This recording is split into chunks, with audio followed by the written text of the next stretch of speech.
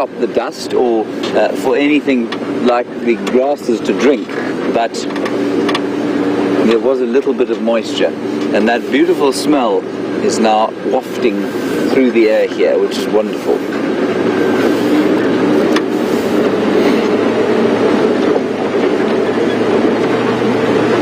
Jeandré, do you remember that word? No. I must have heard it 500 times.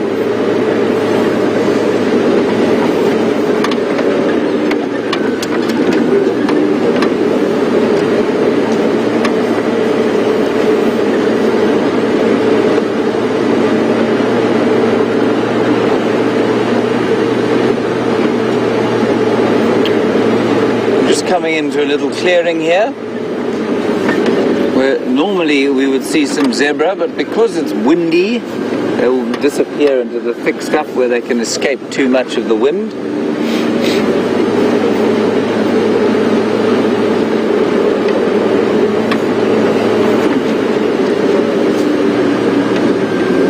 Check quite carefully, but I haven't seen any tracks across.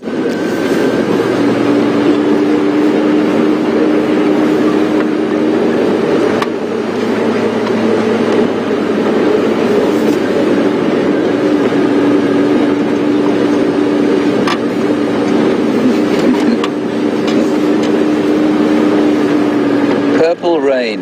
We would like to know, on the subject of rain, purple rain, thank you for your question. You'd like to know, is there any animal that I'm afraid of? Purple rain, human beings I find to be the most terrifying animals. I find most of them very intimidating, so they are the animals of which I am most afraid. I'm assuming you mean out here. No, not in as such. I don't feel any abject state of fear, except for things like black mamba, and that is often an instinctual fear. I mean, most people have an instinctual fear of snakes. Something like a mamba, for example, unless you're trained to handle them, if I had to go and catch one, for example, I would be very afraid. But that's, I don't think there's anything that I have a real terror of out here. There are certainly animals that I'm more respectful of than others.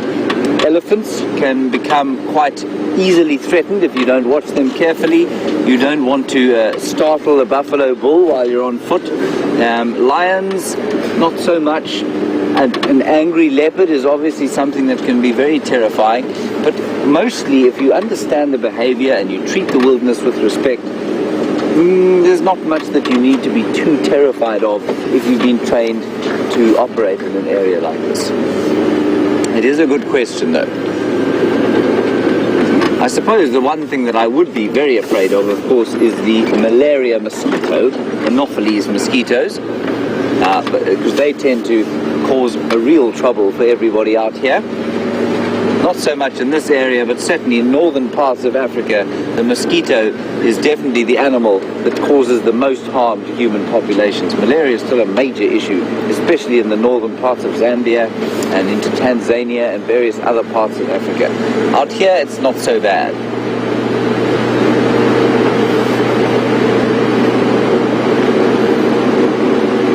It's starting to spit a bit, Jeandré. Is your camera all right? So everybody, just to keep you posted, if it does start to rain, I don't think it's going to rain heavily at all, but if it does start to rain, we won't be able to sort of continue the drive. We will probably have to pull a rain cover over us, and we can have a question and answer session if you like, under the cover of sort of plastic sheeting, but we won't be able to drive around quite like we normally would.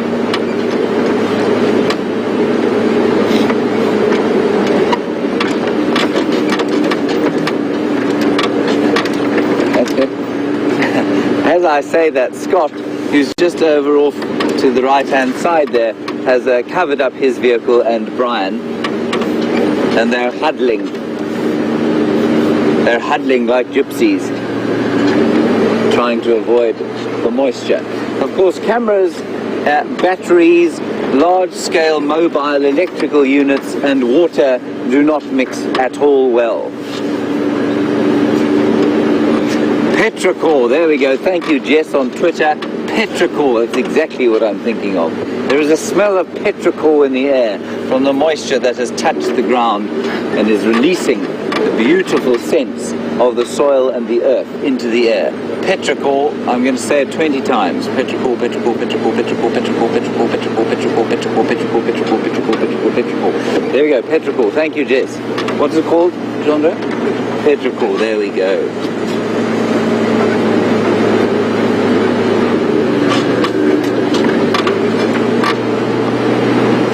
Georgianne, thank you. You allowed me to just call it wet earth rather than petrichor, but alas, I would feel guilty if I did that. So petrichor it is.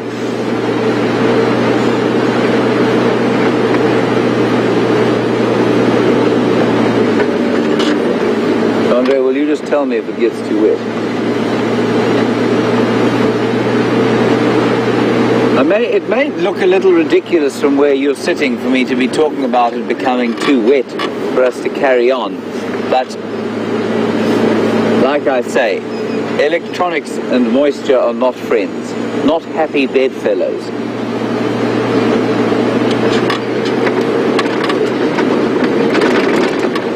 It's interesting, there are some breaks in the cloud though, so maybe this will go away.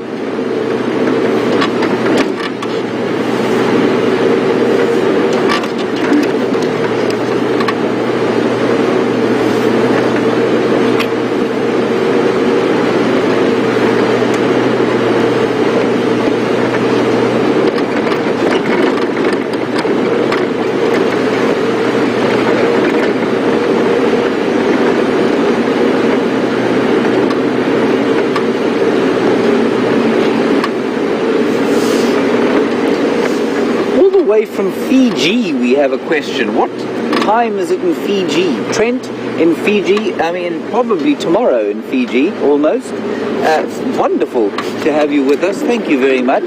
And you want to know, do the animals out here ever lie down? Do they ever sleep? Do the prey animals, how do they manage to sleep with all of the nasty carnivores after them? Trent, they do sleep. They don't sleep soundly like you and I sleep. Well, I hope you sleep soundly. So I certainly do. They go into a sort of semi-state of sleep. They will lie down, especially on moonlit nights when they can see what's going on, but there'll always be one or two that are up and looking around. A whole herd will never go to sleep completely. So Trent, they do lie down. Things like giraffe, for example, they have the most interesting lying down strategy. They just fold their legs up underneath them and they keep their heads up.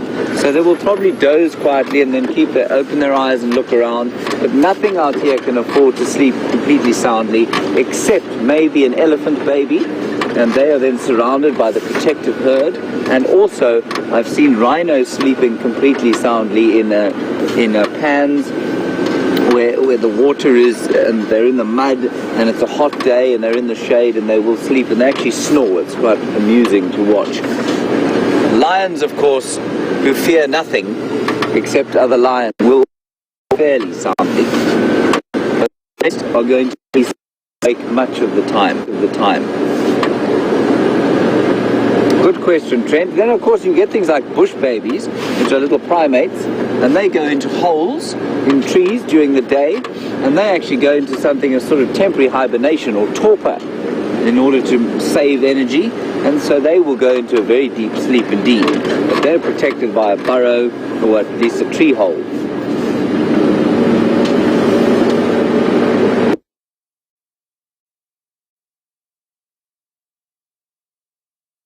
See what he's found, see if he's still under his rain cover, and off to the east tracks of the Nkuhumas now.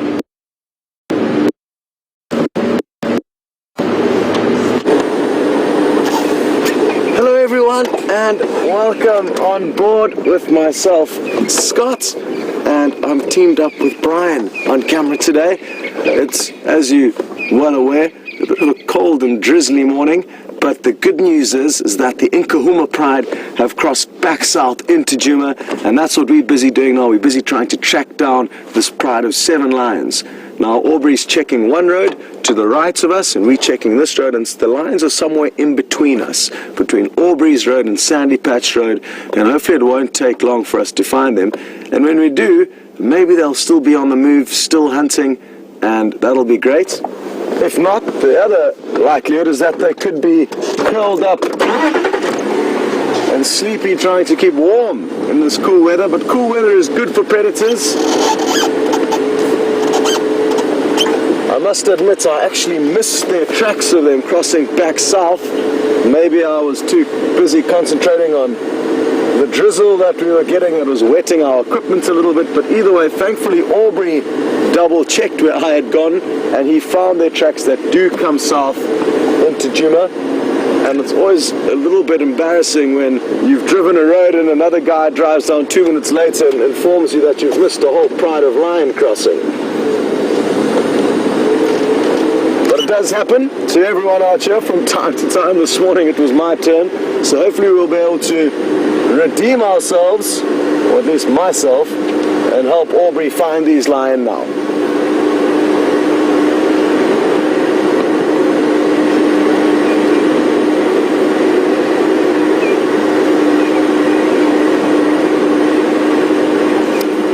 Just make sure I concentrate now and don't miss the tracks again. That's why I'm just going to drive very, very slowly.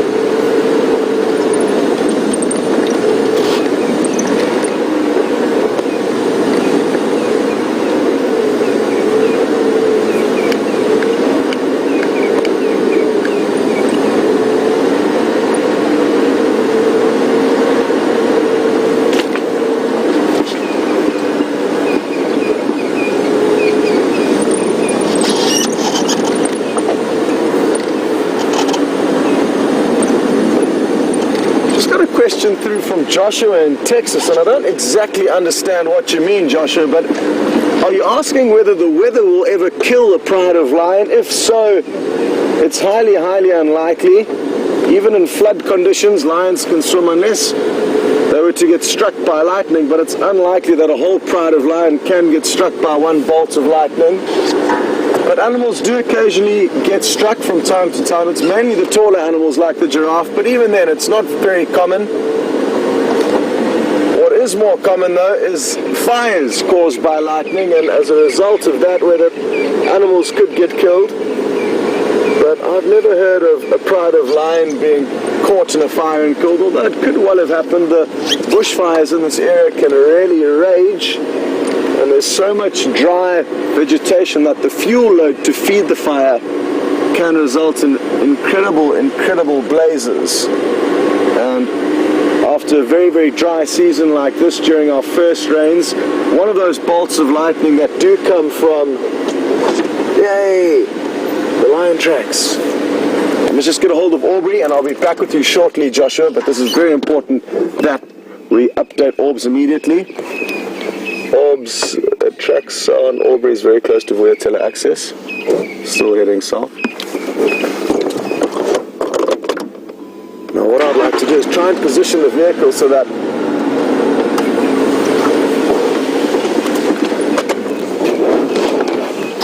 and if we just look over to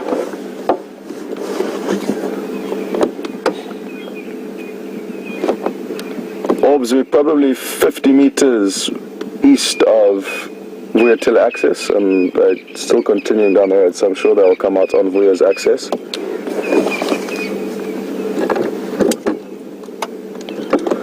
So there you can see all the lion tracks, not very clearly, and that's typical in overcast weather, and that's my excuse for not seeing the tracks earlier. It can be quite difficult to see tracks when there's flat light like we're experiencing now.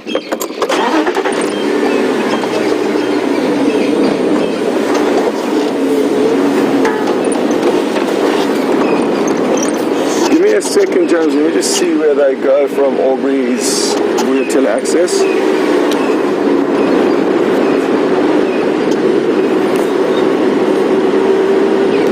What my might be worthwhile is checking the Power Lines Road. There's that game trail that runs from Aubrey's down to the power lines. Looks like they might head down there. Sorry everyone, but I'm just trying to update James as well as to what's going on. I'm just going to jump out here very quickly. I think these lines moved over this road between us this morning because I did drive here and I'm fairly certain I wouldn't have missed their tracks crossing. They look crisp and fresh. I just need to get a good idea of where they go from here.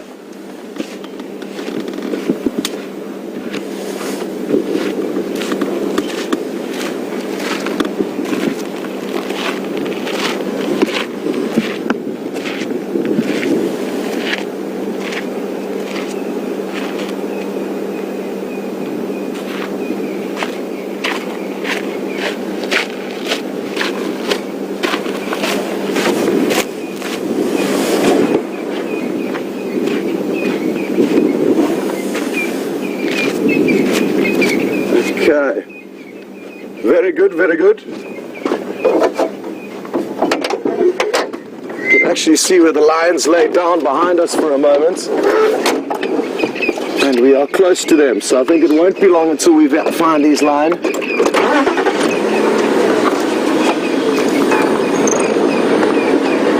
And Aubrey's just arrived behind us. So I'm maybe going to let him go in front. Do you want to go in front, Orbs? It looks like they'll go up this way. Alright. Because at least you've got William who can see tracks, not like me. Sorry about earlier. No problem. Have a good morning, everyone. Good morning.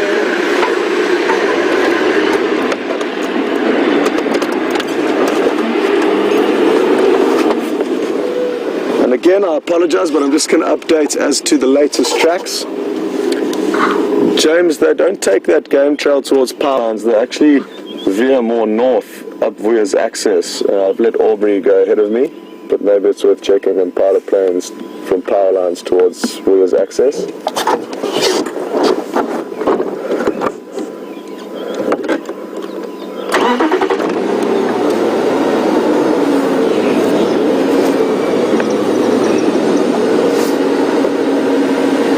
So,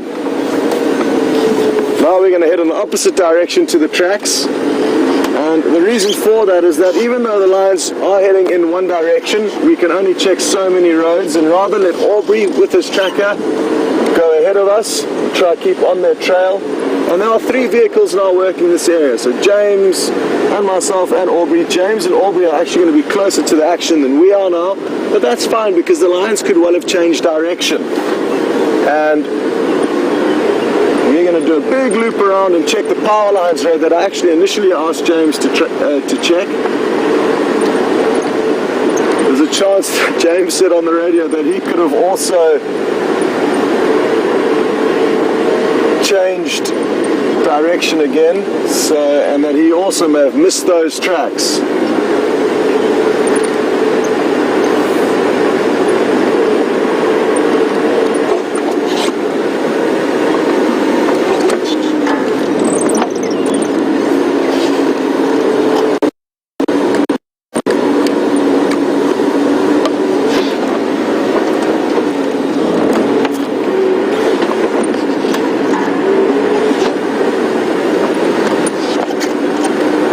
Okay, well, Joshua, thank you for clearing up your question earlier.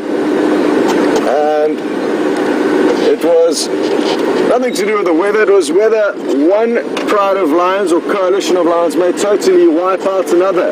And yes, that certainly is possible and does happen. The Majingilan coalition, which is still operational to the south of us, and we may get to see them one day, possibly on the Arathusa airstrip, but they typically don't tend to come as far north as us. But that coalition of lion entirely wiped out the Mapocho coalition. They killed the remaining members of that coalition. And even when the Mapocho coalition came through themselves before they were wiped out, they killed an incredibly large amount of lions. And some prides were completely decimated. It is usually, though, the coalitions may be completely killed, so the males will kill all the males, and it's not that common to have an entire pride of lioness killed by marauding males. It wouldn't really make too much sense, but if they put up too much resistance, the males will kill them.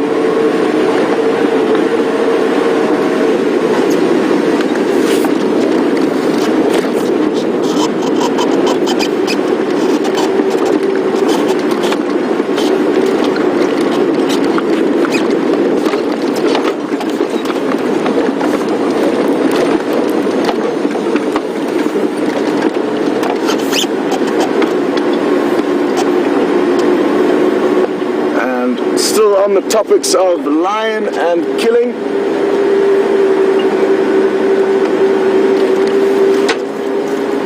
Janet would like to know if a pride of lioness would have ever possibly killed one male lion, and I'm certain that's happened. Most of these variables that you ask us probably have happened, but it's important to remember that there are so many prides of lion within Africa that a lot of these things can happen and will happen at some stage, even though it may not be likely.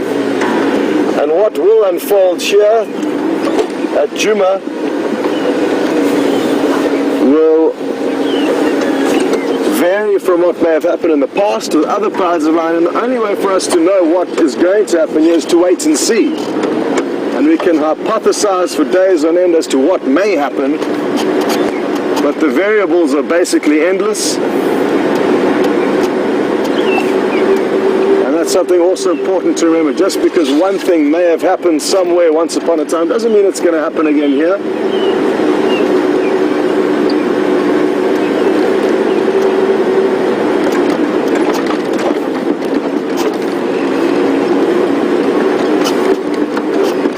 The end of one of Aubrey's transmissions there, and it sounds like the lions are continuing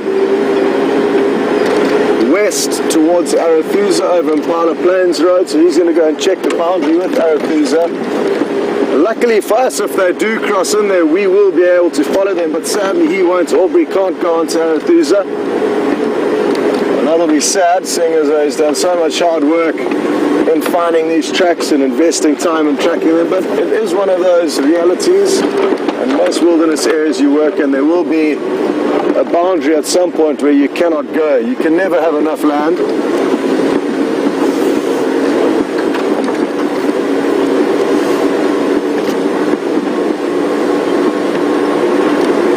And because of the little spots of drizzle, Brian's going to have to occasionally give the lens a little bit of a wipe.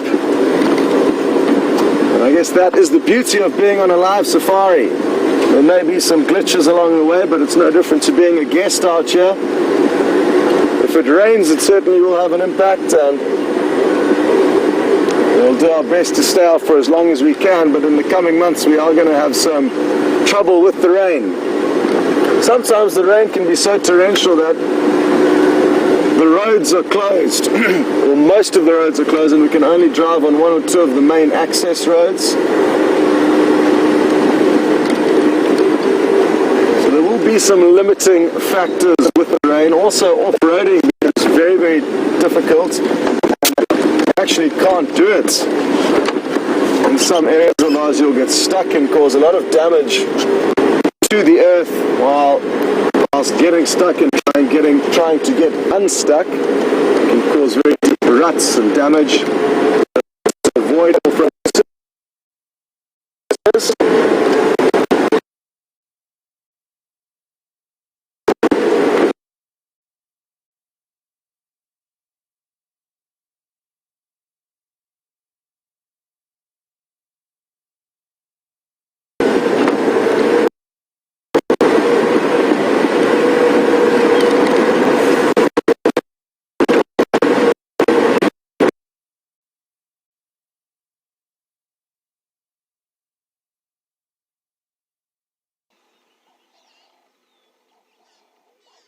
Hello everybody, sorry about that. Yet again we seem to be flummoxed by the technical trials of broadcasting high definition live out of the Greater Kruger National Park. I think the weather is having a lot to do with it. Anyway, Eugene is rushing around like a mad thing, and seems to be having some success. But we are back with you. I'm afraid we've had to leave the lion tracks that Scott was following.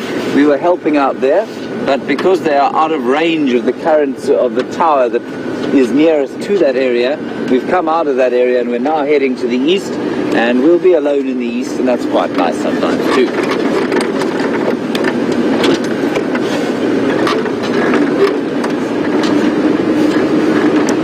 And Edward, don't worry, Eugene did not hit anything incorrect with the hammer. I think he's probably hitting everything correctly, and that's why you now see us again.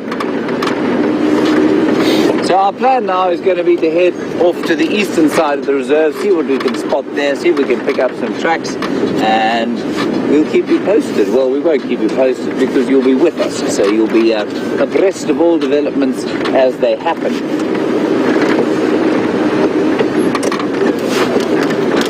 Quick stop here, if you don't mind, Jeandré, at that green Balanites Mogami tree there.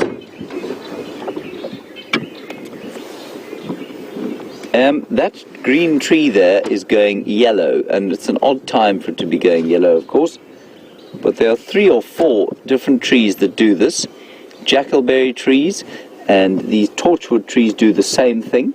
And what they do is that they turn yellow now, they'll lose their leaves very quickly and then gain them again quickly. So they're sort of semi-deciduous. They're not quite evergreens and they're not quite deciduous. Ergo, they are, Jeandré, semi-deciduous. Right, good. Fascinating little stop that, wasn't it? We're going to carry on to the east.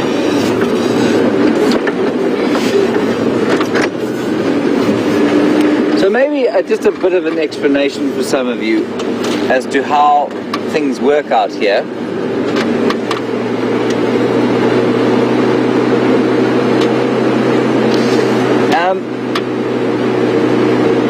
Darlene, I'm going to get back to what I was going to say. Darlene, very nice question. What's going to happen to the game drives when the rainy season starts? Well, the first thing to understand, of course, is that the rainy season is hardly like the rainy season in the middle of a tropical rainforest.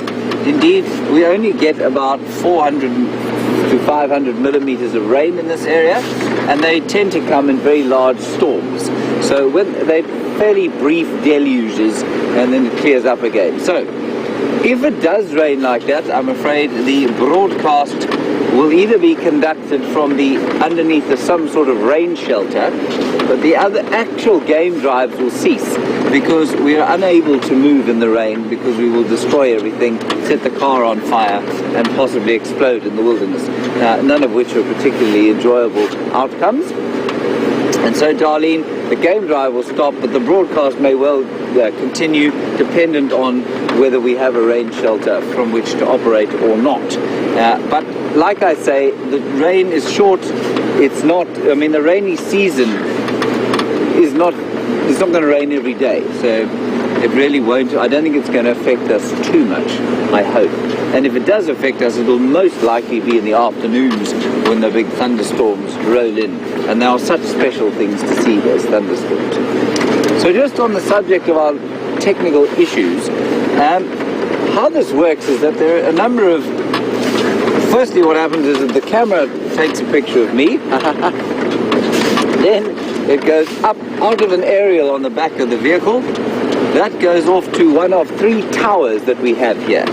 One is situated near our camp, and that covers the eastern part of the reserve. That's where we're heading now. That's the one that's functioning.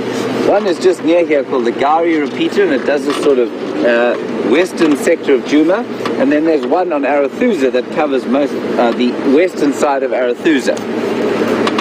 And once the signal has gone from here to the tower, it goes up to a satellite, as far as I understand it. Then it goes off to London, and from London it goes to the rest of the world.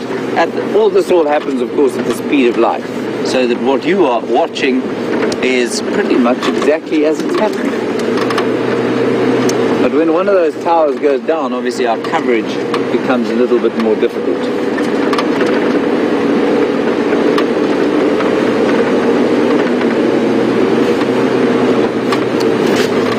Let's go down here, Jeandré.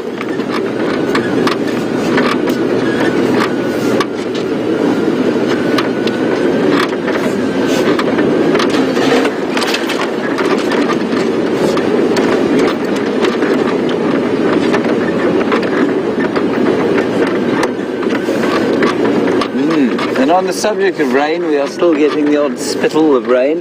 Debbie in Vancouver, where I think it rains substantially more than it does here. You want to know how much rain will we have to get before we see a substantial difference in the color out here? Well, Debbie, for the grass to flush, we're going to need probably about 10 to 15 millimeters of rain, and that is, well, that's just under an inch.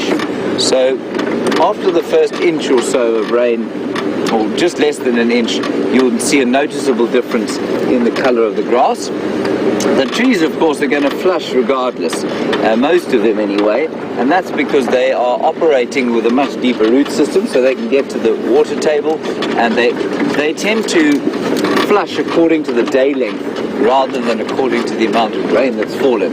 Grasses, which have adventitious root systems, so they don't have a long tap root that goes to the water table, and they rely on surface water. So they will need probably about 15 millimeters to 20 millimeters of rain before they'll flush.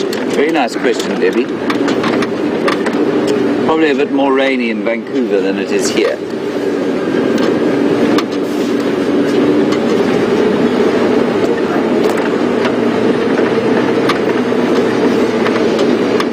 Jeandré, did I see a giraffe there, or was it a tree?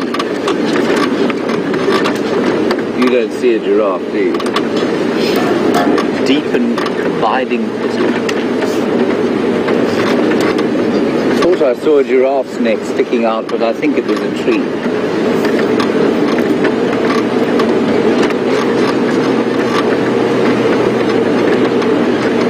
Oh well, alas and alack. Forge ahead, fearless in our task.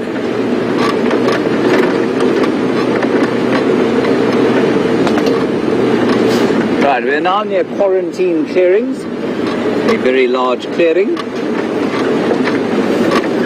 And we centre quite a lot of our activities around here because it's a good spot, it's very beautiful, it's quite high up, and the animals like it because it's clear.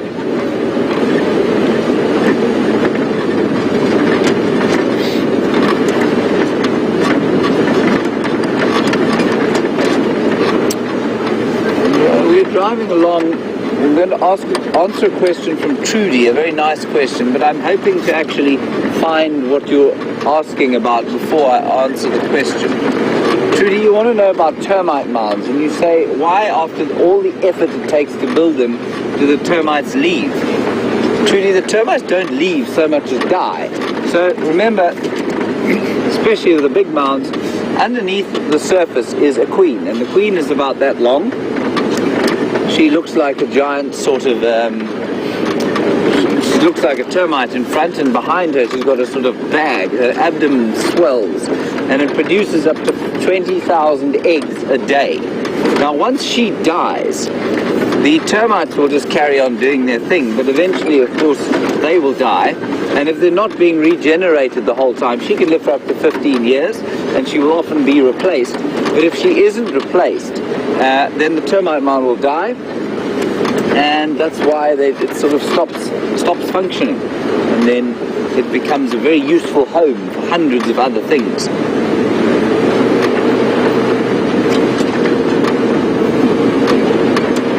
There's one just up here. We'll have a quick look at it.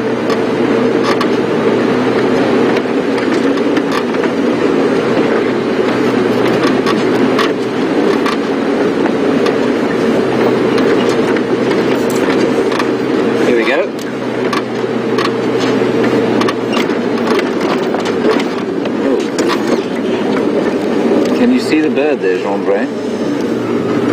It's just flying off.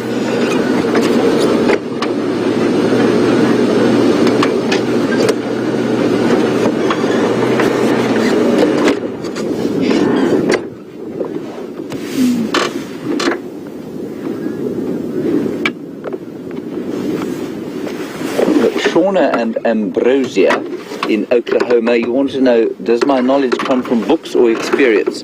It comes from both, and I'll get back onto that now. I'm just going to show you this termite mound. Sorry, Rob, I didn't tell you I was getting out. So, Trudy, this is of course the termite mound of the fungus-growing termite Macrotermes natalensis, and in the middle, underneath, is that huge queen of about that size, and she's producing about 20,000 eggs a day.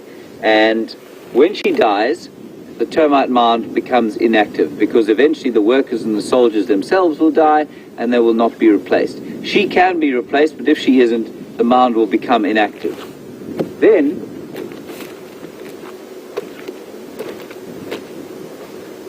it becomes a home for hundreds of other things. This one has definitely got some dwarf mongoose living in it. I can see some dung.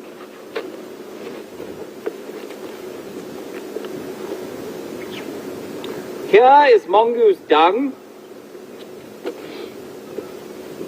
It will definitely provide a home for snakes sometimes, lizards, and often bigger creatures like wild dogs, warthogs, and hyenas will also come and live in them, but only once they've been opened up by the aardvark or...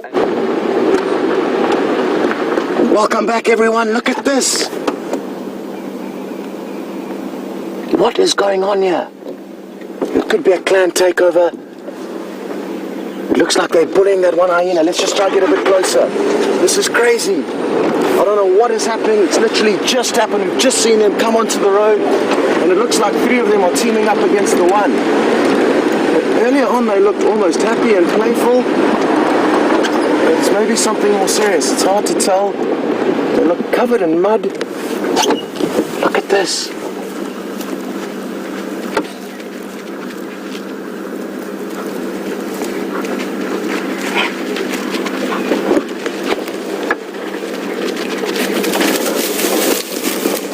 I think it could just be playful behavior, and I think they're excited by the fact that they've been swimming in a water hole, it looks like. So it's not blood they're covered in, and they're right here all around us. Other 2 you can see playing off in the background. Absolutely incredible, and quite similar behavior, you could say, to what James saw the other day. Again, it was water related. The hyena seemed really excited and happy.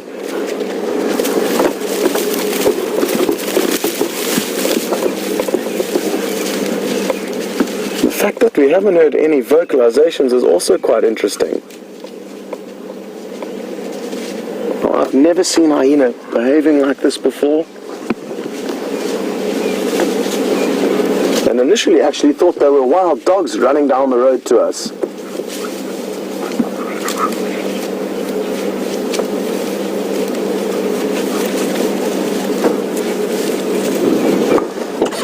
Back a little bit.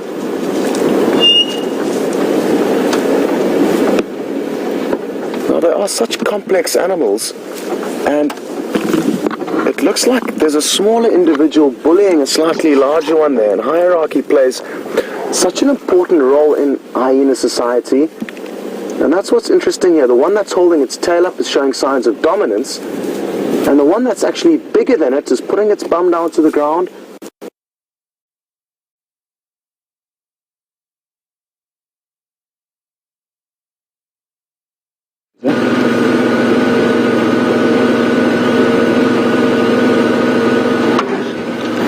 Hello everybody. I believe that you were having a wonderful hyena sighting there, and I'm really sorry that you've had to come back and hear more about inactive termite mounds with me at the moment. Anyway, Gowrie Tower went down. We don't know why, but we're going to carry on towards the east as was our original plan. So, fascinating termite discussion that we had there. I do find termites really interesting. And just to continue the answer about whether my knowledge comes from books or from being out here, and the answer is both, of course. I find it very important that in order to start creating theories and unpacking the amazing things that happen out here, you do have to have a certain amount of book knowledge to start with, because that does help with a base. And the textbooks, of course, should never be used as gospel, because so often, as the cliche goes, the animals don't read the textbooks. So a nice base from the books, but you've got to learn while you're out here as well. And try and keep abreast of all the developments and research.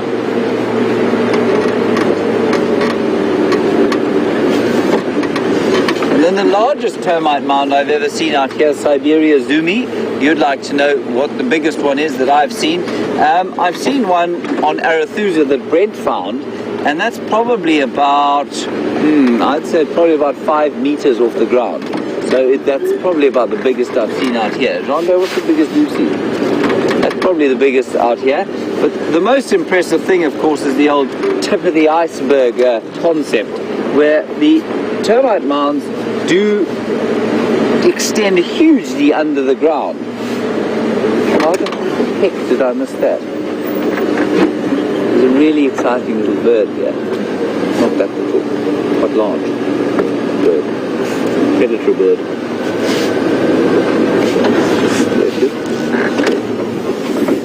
A Wahlberg's eagle, pale form. This is an unusual form of the Wahlberg's eagle. And I saw him flying around the other day. And he doesn't look very pale there, of course, but he has a white front. Look at that. Lovely little eagle. One of the small eagles that we get here. And he will be, I'm sure his, oh look, Jeandré, there's his partner in the nest. See that? They're two pale forms. I've never seen two pale form Wahlbergs together. By pale form I mean that they are white coloured down the front. They're normally brown, that's the most common one. And these two pale form Wahlbergs obviously have that nest. That's their nest just to the right of your picture. And that's probably Mrs. Wahlberg just come out of the nest. This is spectacular. Oh wow. Normally you'll find a pale form with a brown one because the brown ones are just more common. And to find two pale form like this in a nest is spectacular. And they'll come back to the same nest every year. And they've been away, of course. They've just returned from a sojourn into northern Africa.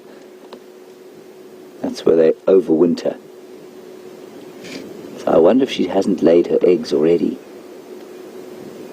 in that rather uncomfortable looking pile of sticks. I think pretty poor excuse for a home, but I suppose it works for the Wahlbergs. They're one of the most common eagles that we get here. Just while you're looking at it, I'm just going to quickly talk to Scott. He's calling me on the radio. Go ahead.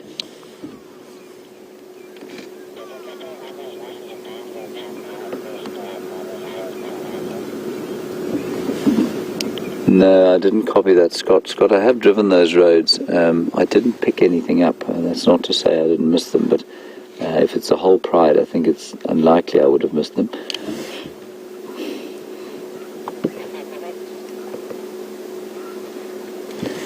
I didn't drive the whole of Zoe's.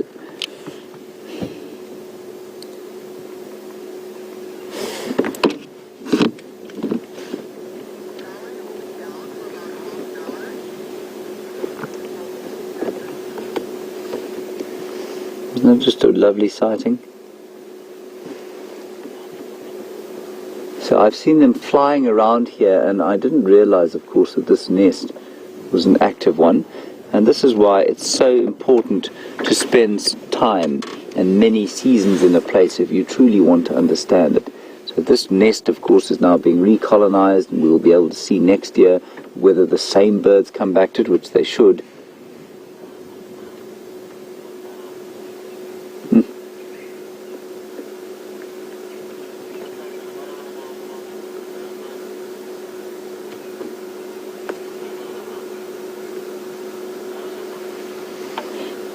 Beautiful.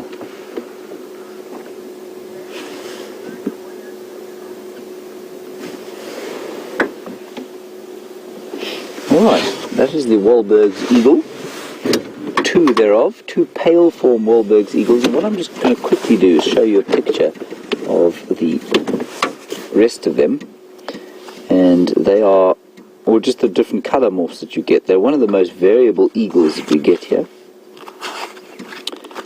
There they are.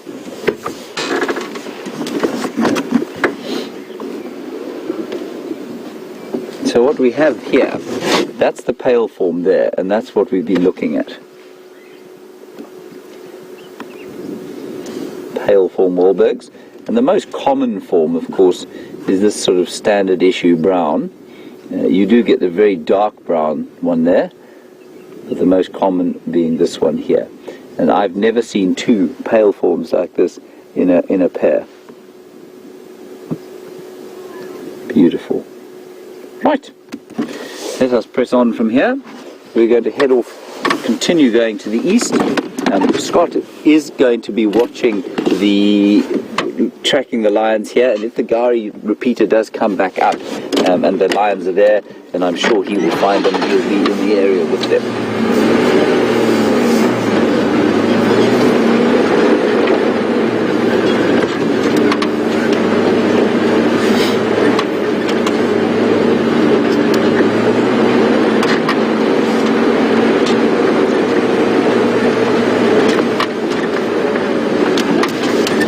Approaching the Gowrie Dam, where I'm assuming there's not much going on, otherwise you would have told us.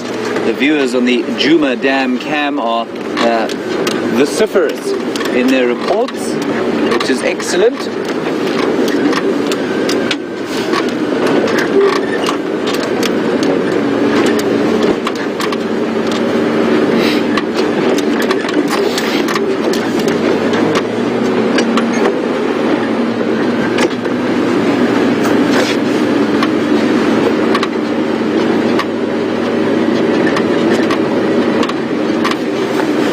Looking at some mongoose dung earlier, and Anna-Marie, you'd like to know if mongoose are part of the Wahlberg's menu.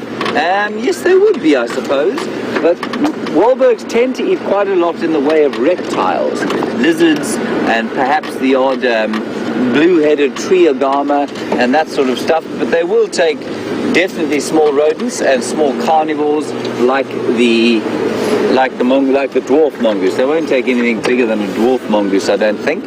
They'll probably even take the odd ground-dwelling bird as well. They're not big eagles. They're probably about that size. So they're not the largest eagles that we get by any stretch, but they're certainly one of the most beautiful.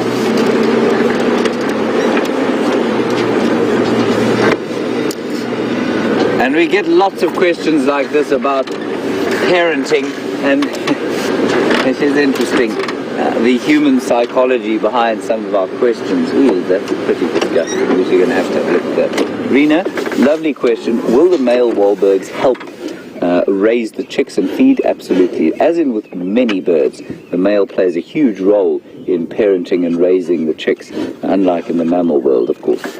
We're just going to have a look here. Look at that pit of swirling, boiling, enormous catfish. There's a huge catfish in there.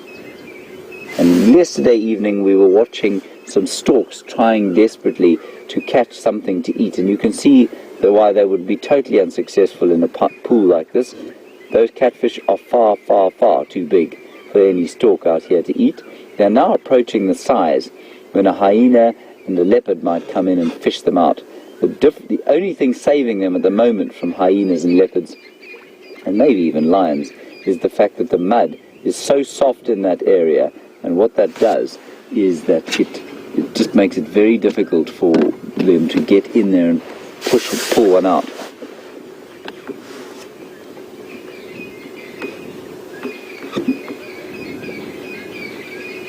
We were talking about the Wahlberg's nest and various other birds' nests, especially the weavers earlier this morning. And Jan, you want to know, will they knock down their old nests?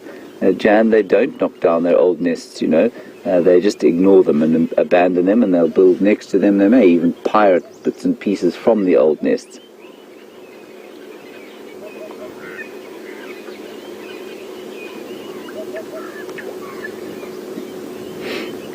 That is amazing, eh, Jeandré?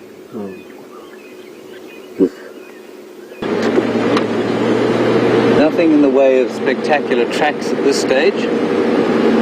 But Scott is still hot on the heels of the Nkuhumas Pride off underneath the Gowrie repeater. So I will keep you posted on any developments there. He's also still with those hyenas, which seem to be flinging themselves about with gay abandon.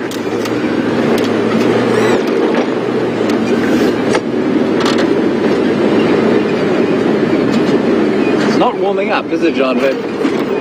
Brrr.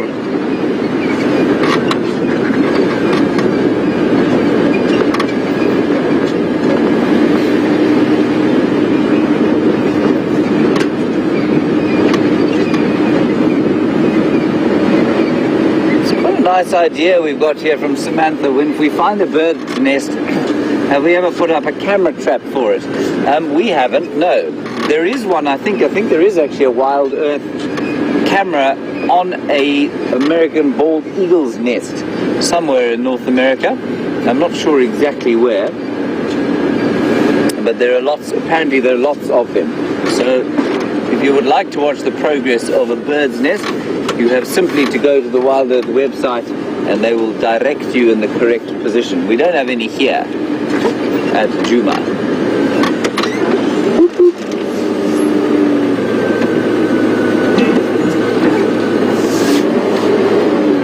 Did you get it? No. There's a little bird up front here called a hoopoo, onomatopoeic name. Hoopoo. There he is. Really nasty, thick tree.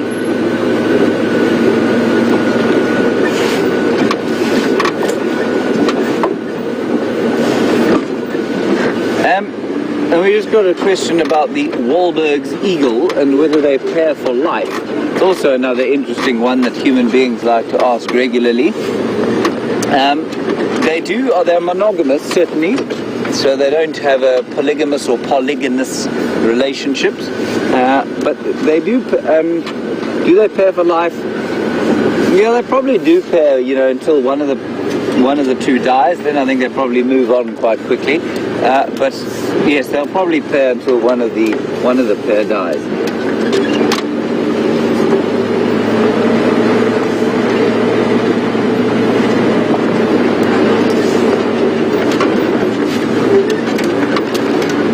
I often wonder, there are lots of birds that are monogamous completely, so they will only have one partner at a time. But whether those pair bonds last for life or whether they split up and then meet up with another partner and become monogamous for a while again, I don't know. Sometimes it's for life, like with swans, the famous case of swans. And I think Wahlbergs are pretty much in that category.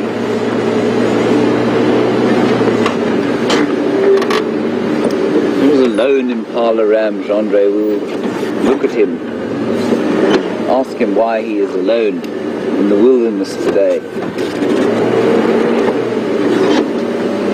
Sorry.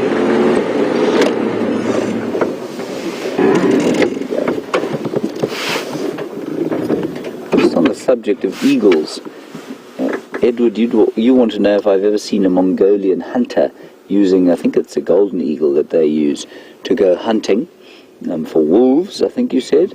I didn't know that they hunted wolves, I must say. I know that they hunt various bits and pieces of stuff to eat. Edward, I certainly haven't seen it live, but I have seen it on TV. And I'm fascinated to hear that they use eagles to catch wolves. That really is astonishing. It is amazing the repositories of indigenous knowledge that exist throughout the world, where people have evolved all sorts of astonishing strategies to survive in trying conditions. The Mongolian steppes are not easy places to live, and the people that live there have developed some incredible strategies to survive in very cold, dry, and trying conditions. And their little ponies, and with their eagles.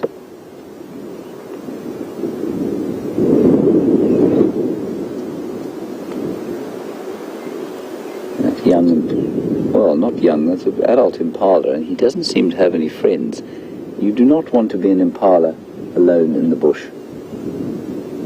It is the fastest way to get dead. They're an awkward size, and by that I mean that they are not big enough to pose any kind of physical threat to a genuine predator like a leopard, a lion, or a hyena, or a wild dog, or even a cheetah. And they're not small enough to hide. And that means that they need to be in a herd. So that's why they normally are in a herd, and I'm interested that that one is on his own. I don't know why he would be on his own. Who knows? Let's carry on. Forge ahead to the east.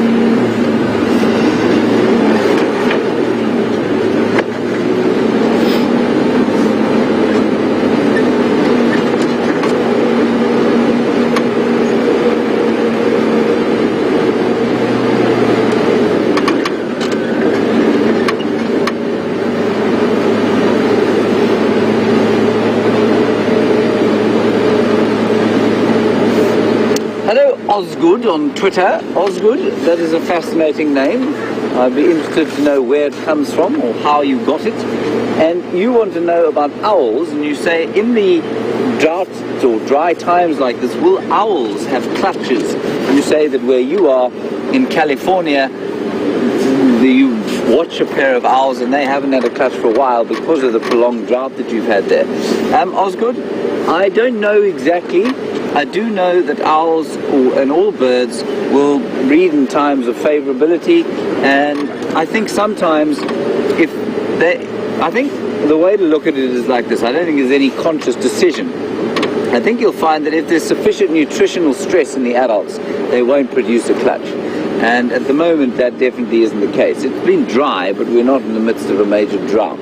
So I would say that the owls and the other birds will definitely produce clutches this year.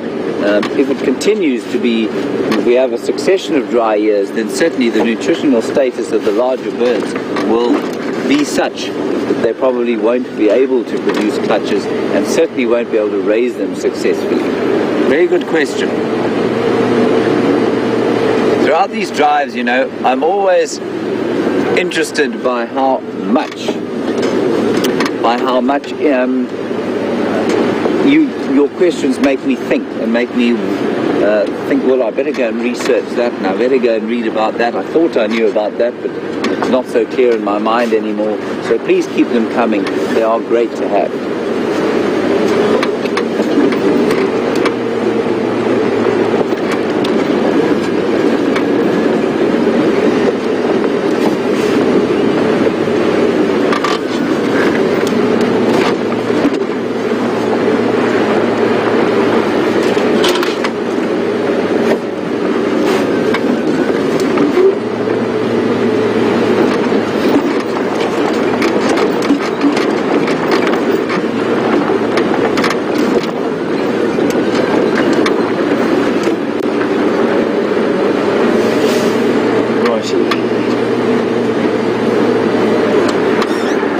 Here's another one of those semi-deciduous trees. Jeandré, that is looking a beautiful Nyala bull. So that is a Jackelberry tree, and that's one of the semi-deciduous ones. It's just losing its leaves now as we go into spring, and it'll replace them very quickly. You can hear a laughing dove calling there. There's a beautiful Nyala bull up here. So we go forward a bit. Sorry, Jeandré, I've parked you right behind a tree. Just going to nip forward a little bit. Oh, no, we're not. He's coming out.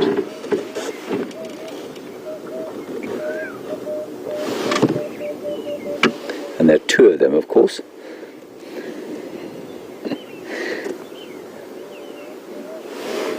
Searching desperately for something nice to eat. Oh, look at that. Jeandré, can you see the bird? Oh, no, it's flown off, never mind. Emerald spotted wood dove that was calling.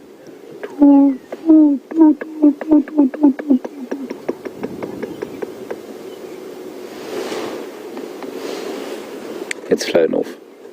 I got a satisfactory nod there from Jeandré for my impression of the call.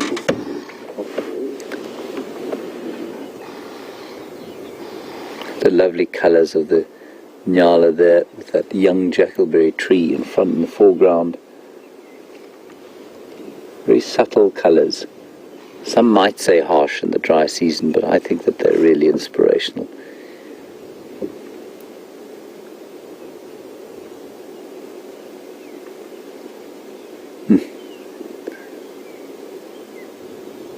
Peaceful atmosphere.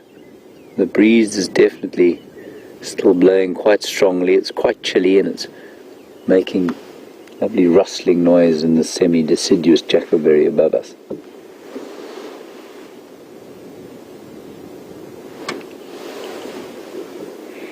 And of course, as was pointed out to me by Jess, thank you for that, the smell of petrichor is very subtly infusing the air after the few drops of rain that we had last night. Those Nyala, of course, will be trying to find some sort of browse. Now you can see them, that one looks like it's grazing, its head is on the floor. It's not grazing, it will be finding some kind of non-grassy plant on the floor, or pod perhaps from some of the acacia trees, and that's what it'll be trying to eat. Right, we shall press on. Nyala, I think, are my favourite antelope out here. In fact, they're definitely my favourite antelope.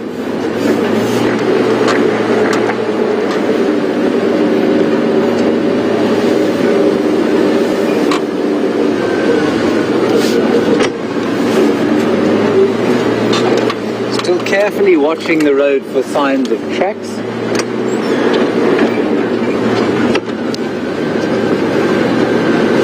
And alas, not coming up with any just yet.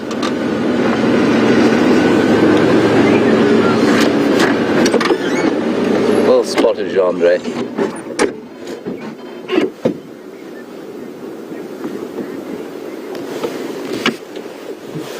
We're now looking at a female Nyala, and they are of course completely sexually dimorphic, so the males look totally different from the females.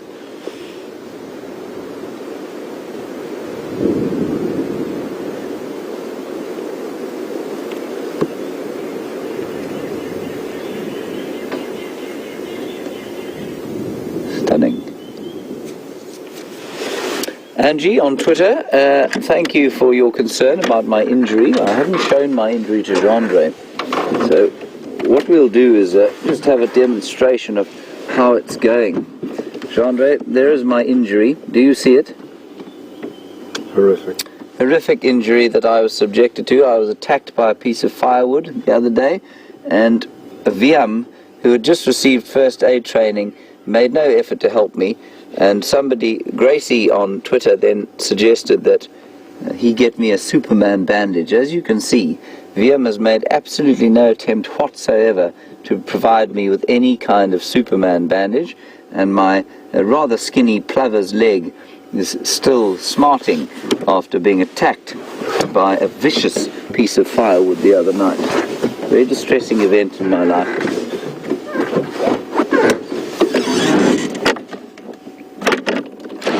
So just to keep you updated, everybody, Scott is still with those hyenas. They're still frolicking about, and we're hoping that the Gowrie repeater will come up fairly soon so that he can show them to you. Seems to be a fascinating sighting. I'm a bit jealous that I'm not there, but maybe we will find something fascinating around the next corner.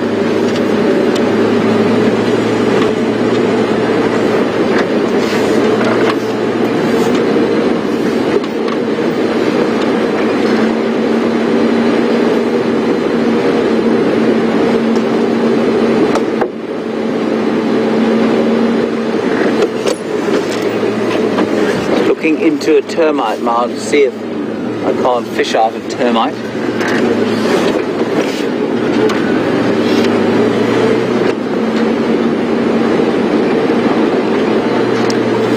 Quite an interesting opportunity to chat about some of the our anthropomorphizing, and there's always a question, some common questions and themes that come through when we talk about animals.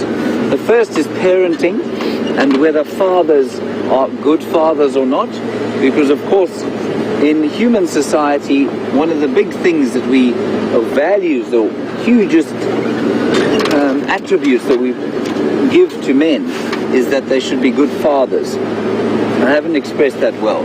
One of the most attractive qualities about a man is his ability to be a good father, to provide for his kids and remain faithful, of course.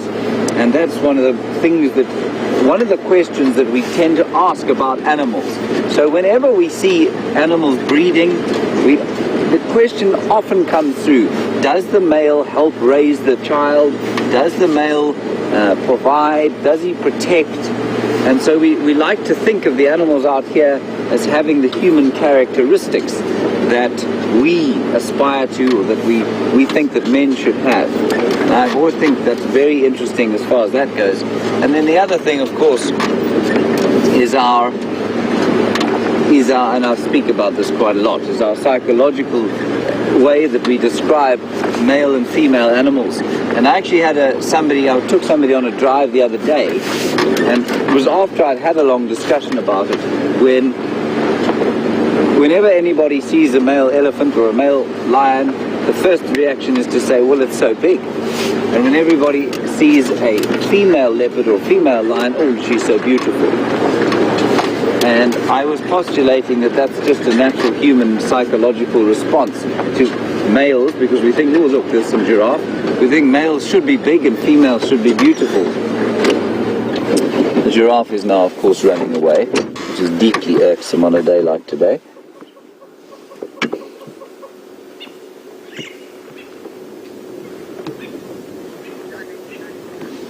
Beautiful giraffe.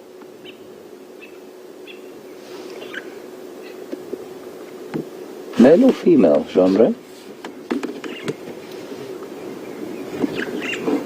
What do you think?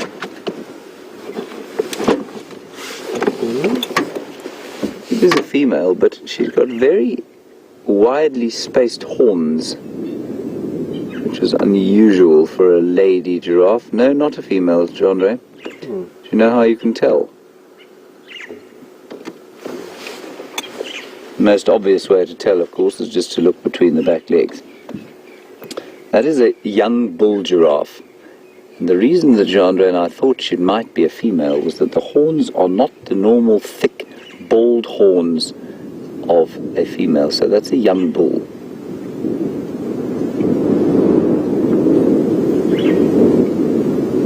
He's very pretty. He's a little bit skittish, I think, because of the wind, you'll find.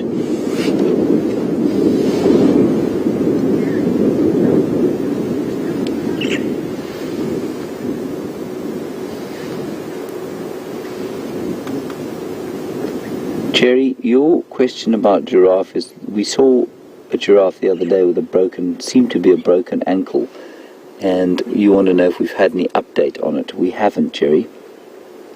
But that to say that if it had been killed, we definitely have heard that it had been killed by some of the lions out here. None of the lions here seem to be giraffe specialists. Mainly, if they go for big prey or taking buffalo. That's not to say it won't happen. But Jerry, what's interesting is that Brent said it was incredible to watch how that giraffe had adapted basically to living with a broken foot. Totally useless, but it managed to even adapt to the point that that leg can now take a bit of weight. So it really is incredible how the animals out here survive what you and I would consider tremendous trauma, and we would not be able to survive without medical attention. It is astonishing what animals are able to do. That giraffe is now hiding from us, which I find unfair of it. We're going to try and get a better view a bit further on.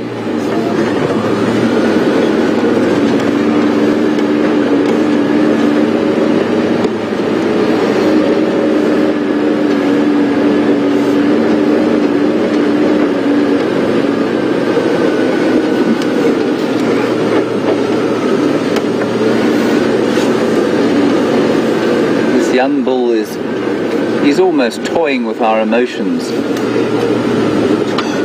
just going to keep driving up next to him, and while we do that, an interesting question about whether that injury on the broken foot would ever heal on its own. No, it won't heal, because unless if the bones are set together in exactly the right angle and then left to rest, then they absolutely won't heal. They will sort of maybe. Oh, come on. That is extremely irksome animal. Just does not want to be seen by us. So the injury on that female giraffe will not heal, but it will, the bones might fuse together, grow in an odd direction, and to the extent that she can put some weight on it, but it certainly won't heal. Remember that when a bone breaks, especially if it's a clean break or it's a joint, I don't know that it's actually a bone break. It sounds to me far more like an ankle or a joint that has broken and come loose. Unless it's placed back into position, it won't naturally grow back into position.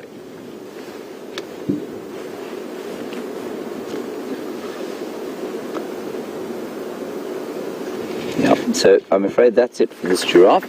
Let's perhaps try and find another more confiding fellow around the corner. Young bull, and I think probably just feeling a little bit insecure because of the wind.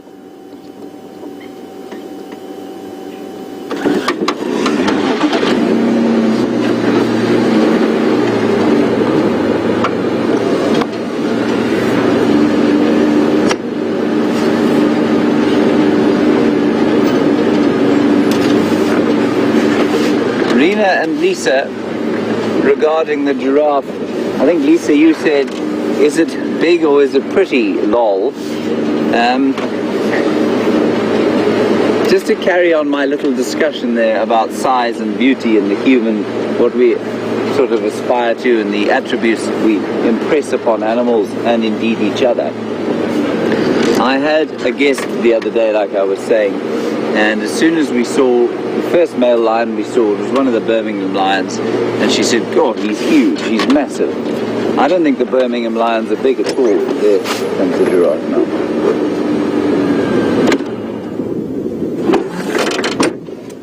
Probably going to go the other way again. Sorry, Jeandré.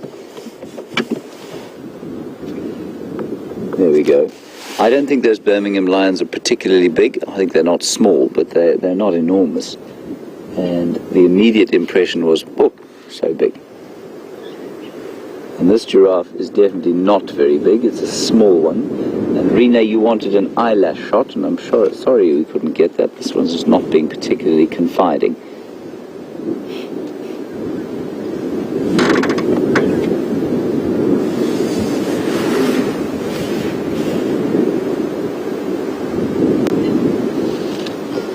So continuing that discussion, Jen in Idaho, you want to know if the bigger the lion or the leopard, the more dominant he's likely to be in an area, the more strong he's likely to be. Absolutely, Jen. The bigger the animal is out here, it tends to be a very simple kind of descriptor or variable in status and dominance. The bigger you are, the stronger you are, certainly in lion kingdoms or in lion prides and in hierarchies of leopard. Yes, the bigger you are, the stronger you are, so the more dominant you're going to be. That's not why we talk about it, though. We talk about it, though, I think because we have maybe something to do with it. We talk about it like that because I think it comes from somewhere deep in our human psychology. We come from largely patriarchal societies where the qualities of men are the size of men is important to our legends. So you very seldom hear legends about little people, other than the hobbits, of course. You seldom hear legends of great warriors of small size, other than David perhaps and Goliath, and that's a remarkable story for the fact that it's the exception to the rule. And lots of fairy tales and legends of stories of men as warriors, big brave warriors, and they're spoken about in terms of their size and their strength and their physical prowess. And In fact, the little ones, the little smaller, clever ones, are often seen as the kind of villains in many stories. And I think that comes from deep within our psyches. And so when we look at the animals out here, I mean, let me tell you, this is an interesting fact, that, and so it extends into our lives now. Malcolm Gladwell wrote a wonderful book called Outliers, and he quoted some research. It wasn't his own research. But the taller you are as an American chief executive, the more you're likely to earn. So, and they've actually quantified it. I think it's about $800 on your salary. $800 a month or a year, I'm not sure which. For every inch on your height as an American chief executive, you earn an extra $800. Now, of course, height is absolutely no predictor of intelligence or business acumen. But because of the human psyche and the way we kind of look to large people as leaders, large people tend to have a more domineering aura about them. That tends to be what happens. And I think we transfer that sort of psyche into the wild. So when we look at a large animal or a male animal that we think, wow, that's an impressive animal, our immediate reaction is to say, well, that's a big male. And if it's an impressive female, we say, wow, well, that's a beautiful female. So that's, I think, why we do it. And it is very interesting. And it's also why we are particularly impressed by, say, a leopard like Impala. Impala is a male leopard in this area. He's not very big. He's not tiny, but he's not a massive animal. And he's managed for any leopard to make it to adulthood is particularly difficult. But for a less than very large male leopard to take a territory and be as successful as he has is extremely unusual to me.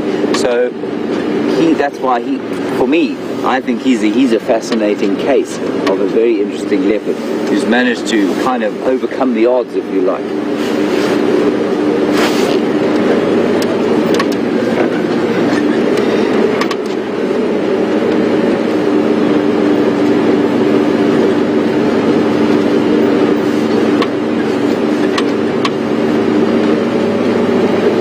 Now, Janet, on the subject of leopards, you want to know where Shadow and her son are. Now, Shadow and her son were last seen 2 days ago on Arathusa, not far from our boundary, so they are absolutely fine.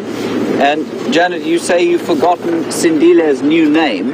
Sindile is now named Madiba, and he was so named by Sean and I think Rivos, who is Sean's tracker, and they found Sindile as a cub, and so they got to name him once he got to a certain age. I think the age is just over a year old, and they named him Madiba. Now, Madiba, in case you didn't know, was the praise name, or the clan praise name, for South Africa's, possibly Africa's greatest son, Nelson Rolihlahla Mandela, our first president.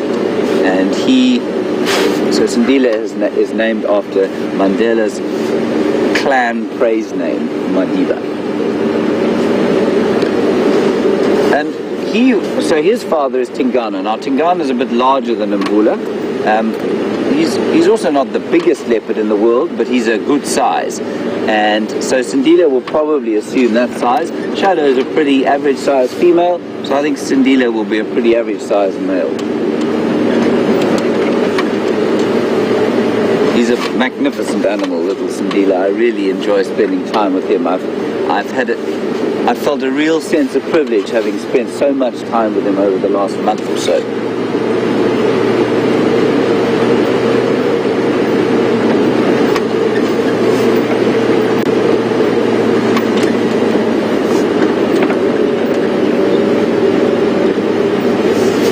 So Skoog, you've noticed that the animals are very relaxed around here, and you want to know if they're more relaxed on the private reserve than they are, say, on a busy reserve in the Kruger Park.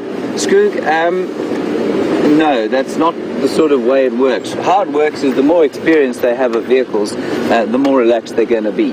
So on a busy Kruger road, like a road between Skukuza and Lower Sabi, the animals you see there will almost completely ignore any vehicles that they see. Animals in new areas, so in a more wilderness area like the very northern parts of the Kruger Park or into the Mozambican section of the Greater Limpopo Transfrontier Park, they will tend to be a lot more skittish because they don't have experience of vehicles. So it's simply their experience of vehicles and humans that make them relaxed or unrelaxed around us.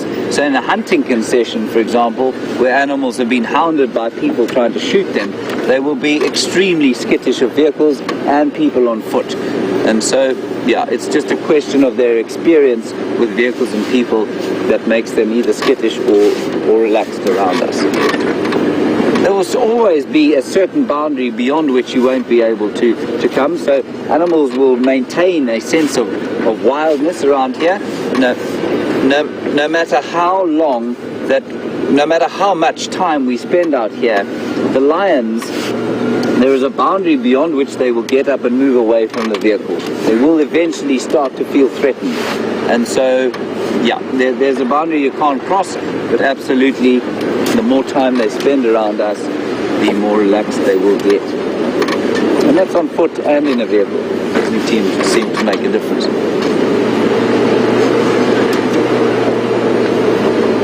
We are now approaching Buffelshoek Dam, where I'm hoping for some form of mammal life to excite us, so that you don't have to stare at me yakking away at you.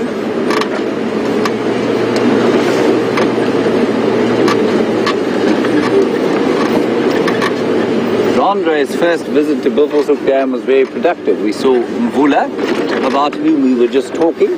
Jeandré actually spotted him. Well done, Jeandré. I missed him completely.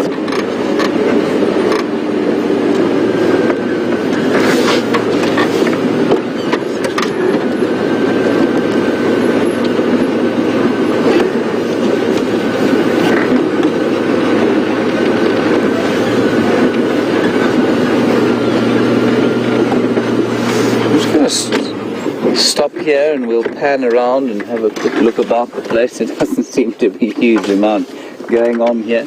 But Joanne in Arizona, we were talking about the Greater Limpopo Transfrontier Park. And you know what I'm going to do, Jeandré? I think I'm going to draw a little map for people, just so that they can understand it. There isn't much to see at the moment. So I'll just give you a quick idea. I'm just going to reverse slightly and draw a map in the sand there. Underneath the Balanites tree. Is that all right? You just tell me if I'm in the right place or not. Would you be able to see? Yeah? Right. Here is our map.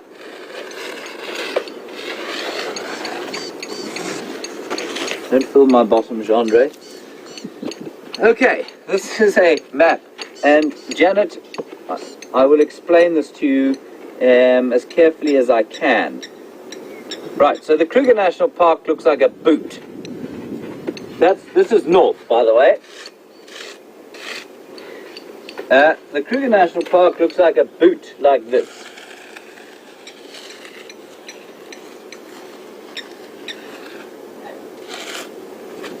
Okay, that's the Kruger Park. Now, in fact, I'm going to have to extend this. I'm the most appalling artist I've ever come across. So we're just going to extend this slightly. And this is the South African border.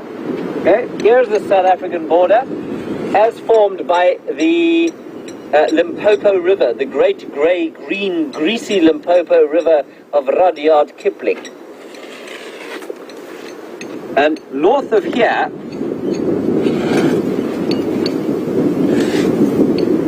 is Zimbabwe. Zimbabwe is in here, and Mozambique is over here. Now, the Greater Limpopo Transfrontier Park consists of a section of Mozambique there, bounded by the Limpopo River, and a section in Zimbabwe here called Gonarazoo. And it's joined by a little place called a corridor called the Sengwe Corridor. And together, these areas make up 3.5 million hectares. Now, Gorongosa in Mozambique is up here somewhere. It is not joined to this particular wildlife area. And I think the word gonorrhea and gorongosa sometimes get confused, and that's why people ask this question. Anyway, that's how it kind of works. We are over here. A little section there called the Sabi Sands on the western edge of the Kruger Park. And there are no fences between us and any of this other wildlife land. But Gorongosa is a separate entity entirely. I hope that makes a bit of sense. I'm not a great artist, I'm afraid. In fact, I am, like I say, fairly horrific. The only art class I ever took received a report that was as follows: your work lacks finish. Well, I think it lacks a beginning myself. Anyway, the wind is now starting to howl through the trees. Never mind, we'll continue with fortitude and fearlessness in the hopes of finding something other than trees.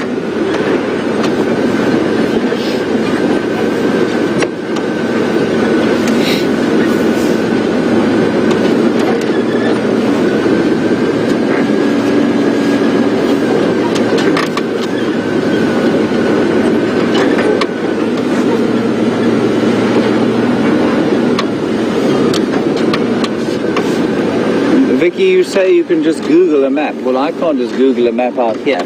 I like drawing maps, seeing them.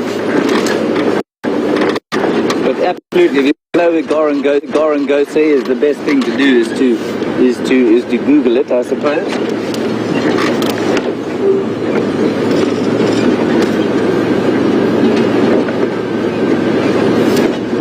We were having a chat the other night, actually, about the inability of people, the difficulty people have with following maps.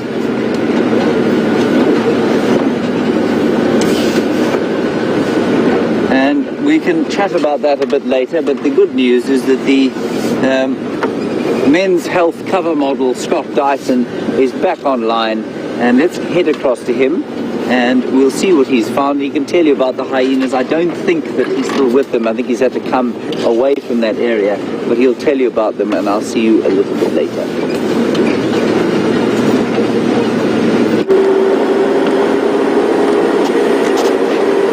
Welcome back, everyone, and what interesting hyena behavior you guys got to see a little bit of, at least, and I'm so happy you did get to see a little bit of that. Bryan and myself stayed in that area, and we only left about 5 minutes ago. They continued chasing one another around, but found one gowrie bush where all the action was centered around. And they would run away and then run back to this bush, biting a lot of branches, nibbling on one another's necks. There was nothing ever very aggressive, and there was hardly any vocalizations or audio coming from them. But just after you left us due to the signal problems, and apologies for that, the one male, or at least two of what I think were males, were trying to mount the larger female.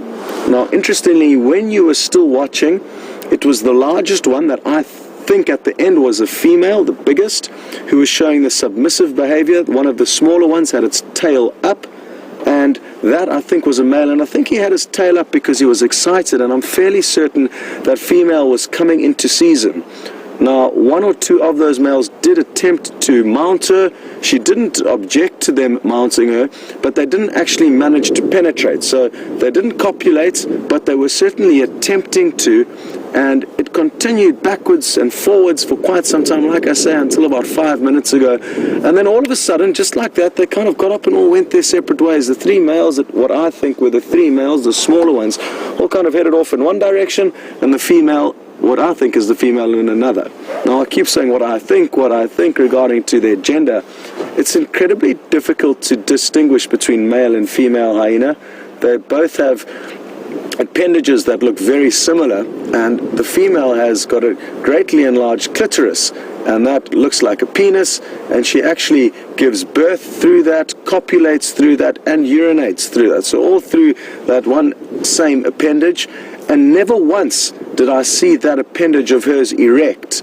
And what makes me confident in that she was coming into season or receptive to mating is that clitoris is actually inverted when they need to mate, and that allows the male to then mate with them. Understandably, they would not be able to mate if she had her clitoris erect, and the females do erect them when they do get excited, but I'm not sure exactly how it works. I've never seen hyena mating before, and there's actually very little documented evidence of them mating, and it's still something that's not entirely very well known, or at least I don't know that much about it, and I've never ever seen hyena behavior quite like that. So we'll certainly be able to put together a clip of all the interesting stuff that we saw that you didn't get to see, and we'll get that available to you as soon as possible. But that's the beauty of spending day in and day out here. After many, many years of guiding, this is the first time that I've ever seen anything quite like it. So, good stuff, and we'll be certainly doing some more research into what exactly could have been happening there. And we'll have some more info on that for you as soon as possible. Initially, like I say, when I saw them all running down the road towards us, I thought it was wild dogs coming, and then got my binoculars out, realized it was hyena, and then that's when you joined us. So, some bizarre behavior, and always good to see something different. I hope you've been having a good time with James. It's a tough morning out here, cold and windy, and not too many animals about, it appears. Aubrey has continued trying to track this Nkuhumas pride of lions, and it sounds like they could still be somewhere on the property. So we are now slowly making our way into that area where they could be. So we're going to continue trying to give Aubrey a hand. There's a chance they may cross into Arathusa. There's a chance they may stay on Djuma. Either way, still very good prospects trying to find these animals.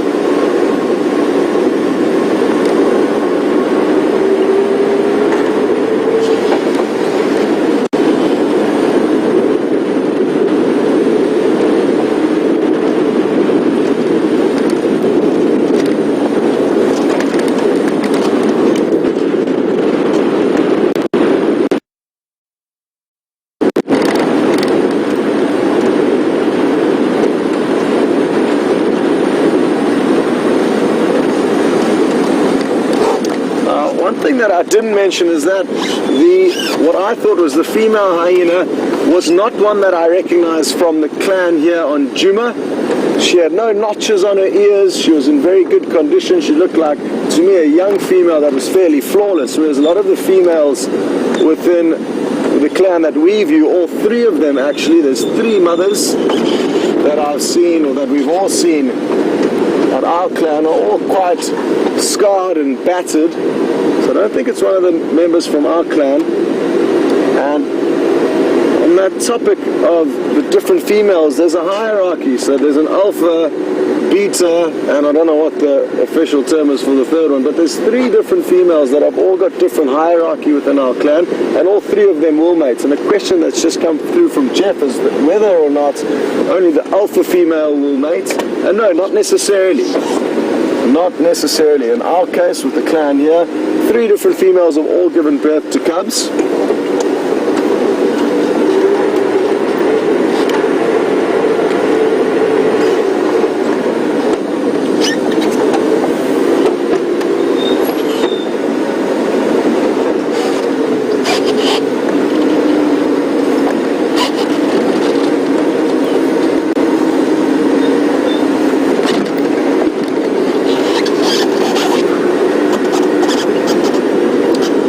Get a hold of James, who we need to make plans with so we can coordinate how exactly we're going to try and plan the rest of the sunrise safari. I just want to let him know where we are and what we intend on doing, and then he can make his own plans accordingly. Jay, was for Scott?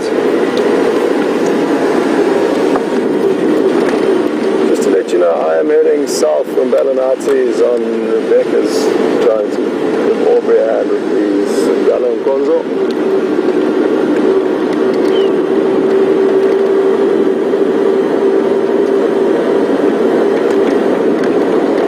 James is quite far away from this action of the tracking of the Nkuhumas prides in the northeastern corner of Jimmy, but not too far away. I mean, he can get here if he wants to. But we'll leave that decision up to him, and we'll slowly make our way down this road. I just want to make sure we don't miss any more vital signs or tracks on the road. And according to Aubrey, basically the last tracks that he had, he did a little walk on foot. The tracks were somewhere off to our right and continuing south. So we're heading directly south now, and the lion tracks were heading in the same direction off to our right. On a cool, windy day like this, they could very well still be on the move, and we could be tracking lions that are moving, which obviously makes it a little bit more difficult because it means you need to eventually catch up to them. But in the same breath, this is also a very big block with not too many roads crisscrossing through it, and that will make it more difficult for us to search in the vehicle. So a little bit later, maybe we will also have to jump off and go for a walk through this area. You can cover ground more effectively on foot through this thick bush than when driving in a vehicle. But I think it's going to be worth continuing down this road just to make sure they haven't crossed over. They've been zigzagging quite a bit this morning.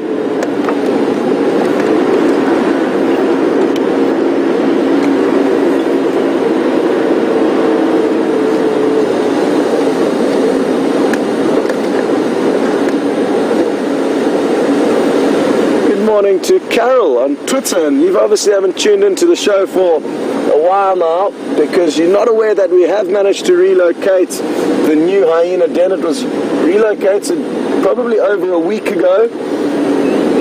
We haven't been spending a great deal of time there. Every time we've popped in, well, not every time, but quite often when we've popped in, we've just had bad luck and not found the den site active.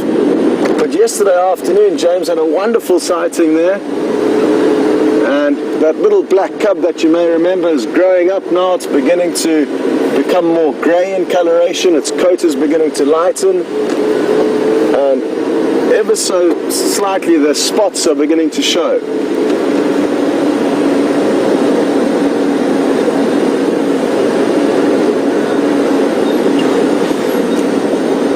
And that was Stefan who found the den site for us. We got very lucky there. It's in quite a tricky area as well. It's not as easy to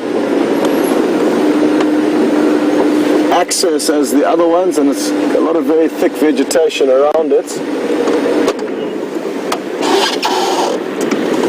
I can just see Aubrey's now approaching us, so he's been the one that's been heading up this tracking exercise, and I'm just going to have a quick chat with him.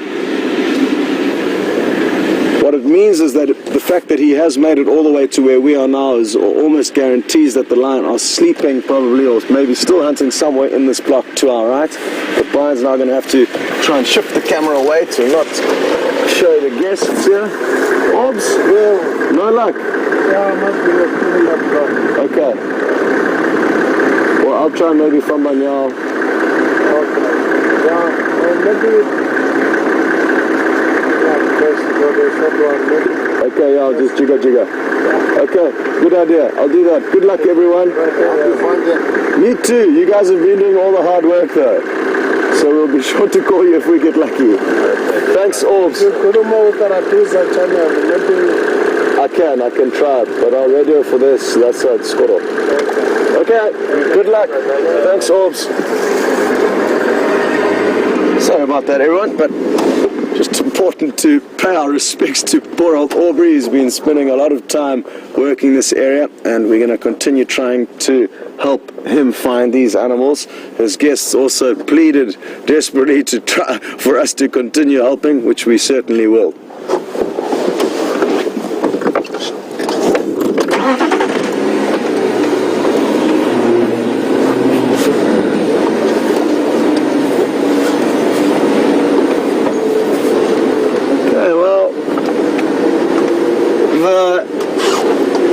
ladies in final control have already got together a highlights clip for you of that interesting hyena action. So we're going to play that. It's not something we do very often. It's only when there's really exciting stuff. So this isn't normal, and I hope you enjoy the highlights clip. I wish I was watching it too. And we're going to send you to James there afterwards, who's found you another herd of animals. That is certainly going to be a good way to spend some time while we continue looking for these lions. What is going on here?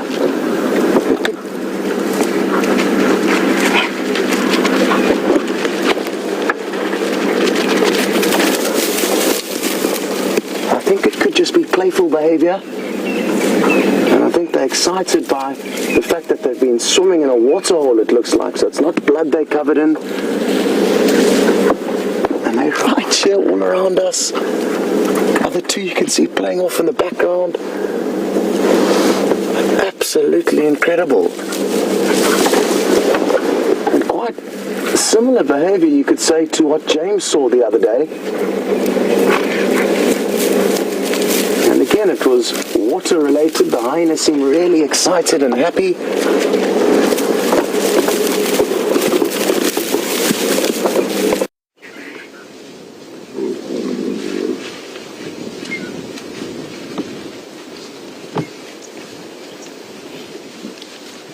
Look at that for a windy, supposedly spring day.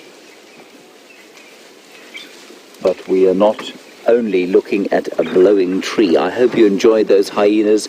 We are now with a beautifully large herd of buffalo. And they're not very common in Djuma, you know. They seem to come in from Manyeleti in the very far north and sometimes from the very far south. And Scott had one yesterday. But this is a lovely herd, a breeding herd of buffalo. So here you will find the prime bulls. You will find the ultimate bulls that don't live on their own. They live in the herds because they're big enough and strong enough to still fight for breeding opportunities. And they'll be on the outside of the herd. And then in the midst of the herd you'll have the cows and the calves. And they move as a very kind of tightly knit unit, especially if they feel at all threatened, which these ones don't seem to, of course. There are probably, I would say, about 200 in this herd. It's not the biggest herd in the world, but it is really nice to see one. They're going to come out into the open, I hope, just as they cross east over our boundary. We're right on the eastern edge of where our traversing is. And these buffalo, you notice that they are grazing, of course, because they have to graze. They will browse if they can, if they're really desperate. But this grass for them is absolutely fine because there is enough to drink. They've got the most amazingly efficient digestive systems as long as they have enough to drink. So they can eat this dry grass, which is seemingly totally free of any form of nutrition. And then, as long as they can drink twice a day in the wintertime, it's absolutely fine for them.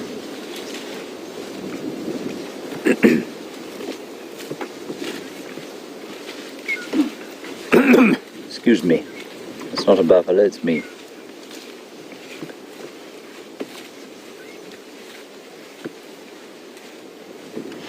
Shall we reverse back a bit, Jeandré? Are you happy here? Just reverse back a bit and try and get sort of in front of the herd. River can sometimes get confused, and that's why people are. Jeandré is very kindly not showing you that I have a blankie on my lap because it has become so cold.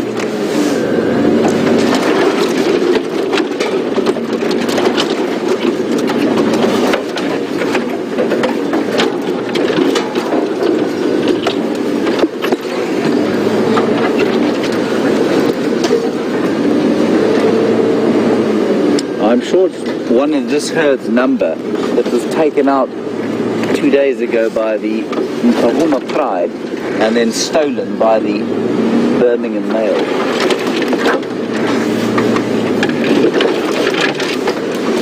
Sorry, buffaloes, I don't mean to make a noise, but it's difficult not to in this car. We're going to come out into the open here.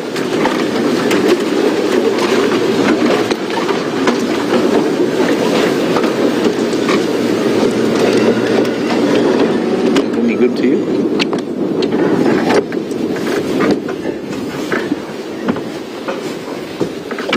Just before you came across to us, we found one standing right atop a termite mound, because that's, of course, where the most nutritious grasses will be found.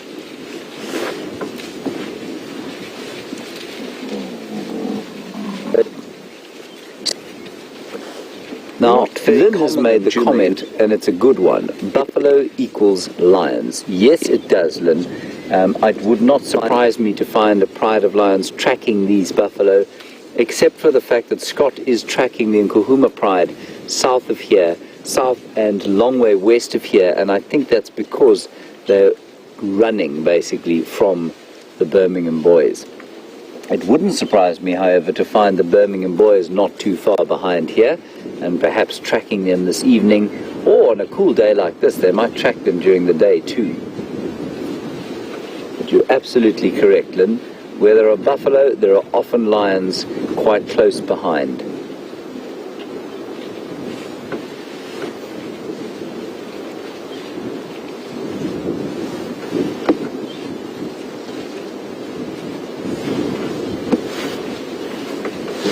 Alright, we're just going to go and see if we can't get around the front of them. Oops, I need to engage the reverse gear, I think. Sorry about that. Hope I didn't jerk your coffee out of your hand.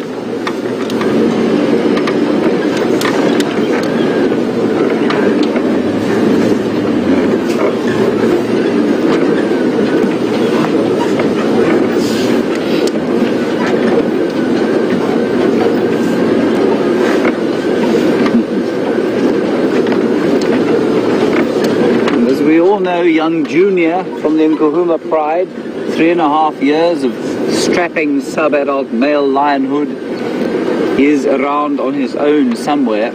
Maybe he's with the Nkuhumas, who knows. But as John says, there's a buffalo lunch waiting here for him. I'm just going to try and gently sneak, not quite onto this termite mound, but certainly next to it.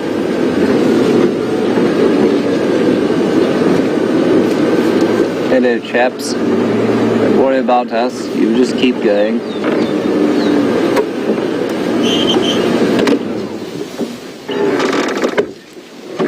Very awkward to try and level.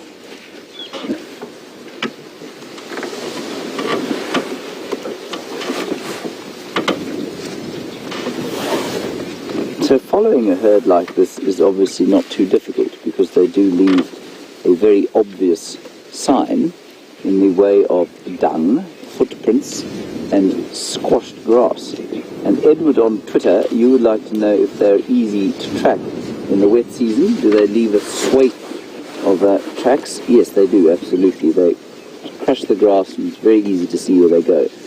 But that action that they have of crushing the grass and of sort of churning the soil is massively important.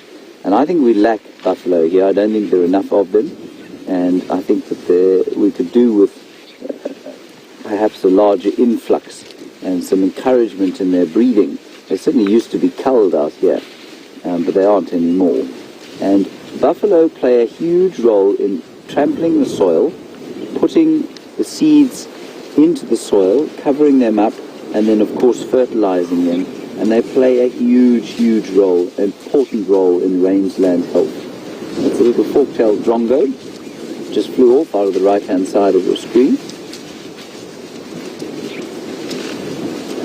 Now, Nancy, you want to know, we were talking about lions, excuse me, lions and the buffalo, and could the Nkuhumas pride be looking for this herd of buffalo? Nancy, if they are extremely incompetent trackers. They're a very long way from here, and they're nowhere near where the tracks of this buffalo herd have come from. This buffalo herd's come out of Buffelshoek. It's come to the waterhole sometime during the night, I think, and then popped along here to graze. I don't think the Nkuhumas pride is anywhere, well, I know it's nowhere near this, and I definitely don't think that they're trying to track it.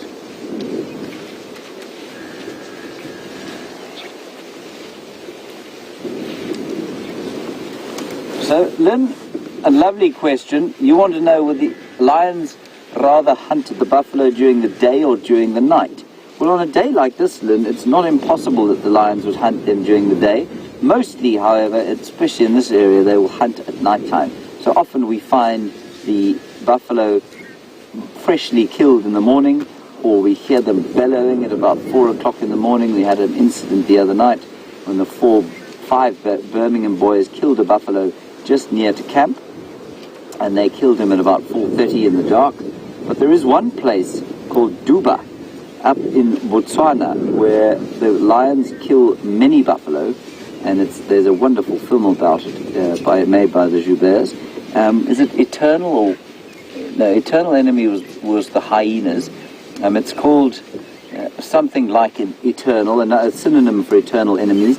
Wonderful film about the buffaloes and lions of Duba, but they hunt almost exclusively during the day. So you have this incredible footage of lions being hunted by buffalo. Right, we're going to just nip across to Scott quickly. He's got something interesting to show you, and I'll see you just now.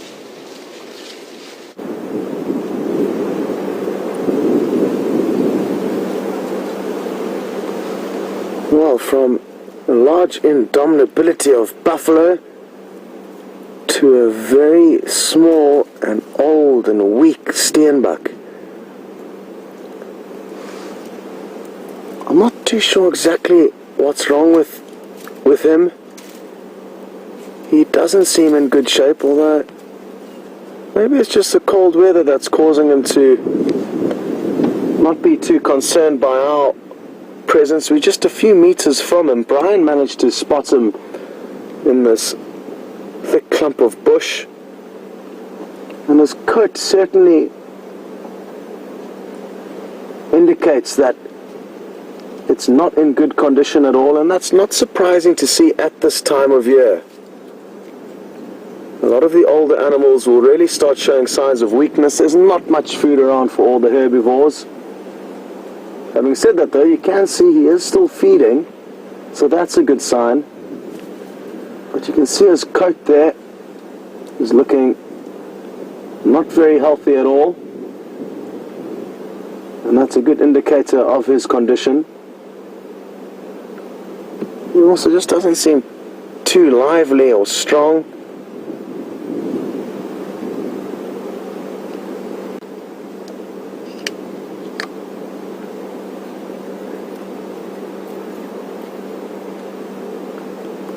Well, we just thought we would show you this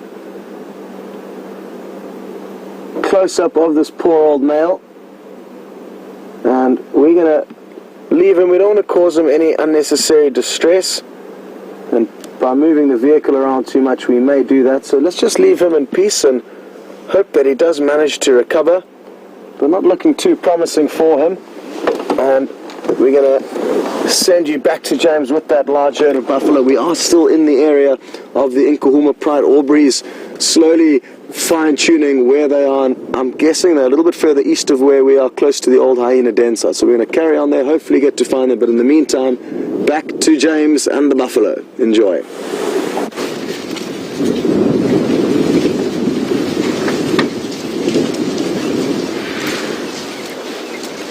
Hello everybody. What's interesting now, welcome back here. I believe you've come from the tiny little steenbok who doesn't seem to be in great shape to this really healthy, lovely herd of buffalo. And what's interesting is that we have now turned, they've kind of changed direction. They're heading north now rather than east. And the wind is coming from the southeast behind us. And because of that, you can now see some of them looking up and trying to smell us. They've picked up our human scent. That is a natural sort of threat to them. And so they're not that comfortable with us getting too much closer than we are now. Lifting their heads to the wind to try and smell whether we're actually a threat or not. And now that would almost indicate that their eyes aren't very good, but their eyes are actually excellent.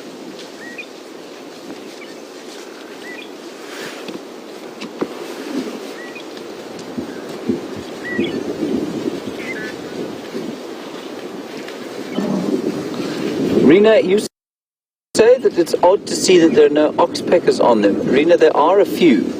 I can see a few. Well, I'm not going to move right now, but I will see if we can find you some. There's one. Just there we go. Did you catch that one? Jeandré, I didn't see it. Sorry, I just saw it fly. There are around, Rena, but there won't be so many of them around because of the wind. They will find it difficult to fly in conditions like this, and so if birds don't have to move too far in a wind like this, they won't. But you can hear them too. I'm just going to be very quiet, and you'll see if you can hear them going pss, pss, pss, pss, pss, pss, pss, pss.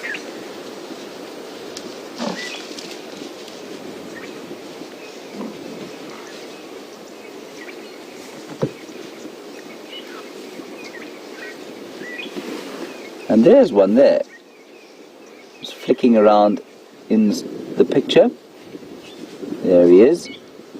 There we go. Red-billed oxpecker. So they are around, Rena. I agree, though, not quite as ubiquitous as they might be. And I think that's probably because of the wind. Not easy to fly in conditions like this at all.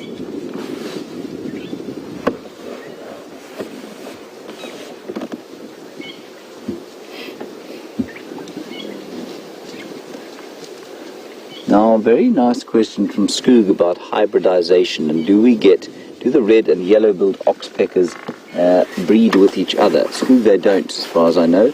As far as I know, they belong to a totally different genus, I think. Let me just check for that quickly. But as far as I know, there is no interbreeding. I don't think they're closely enough related to interbreed.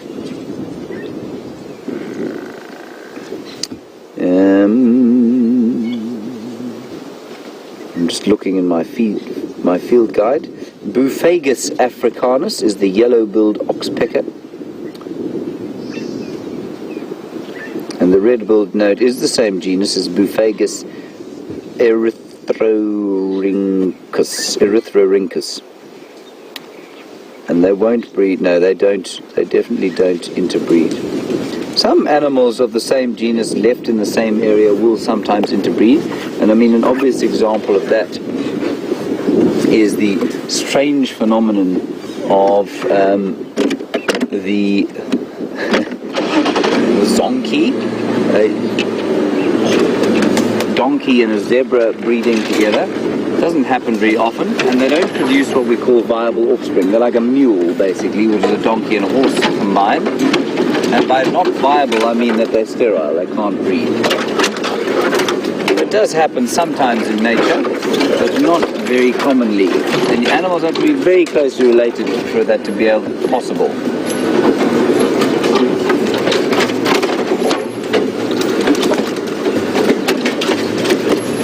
It's relentless enemies. Thank you, Blair, for that.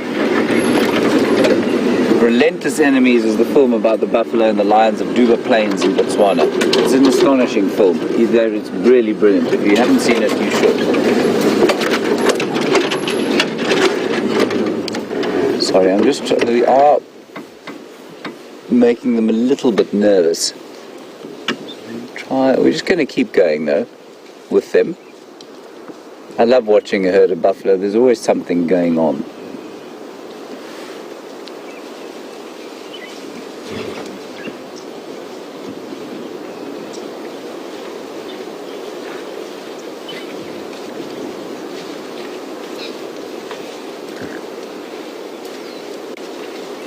Beautiful young cow there. Let's move a little bit forward again.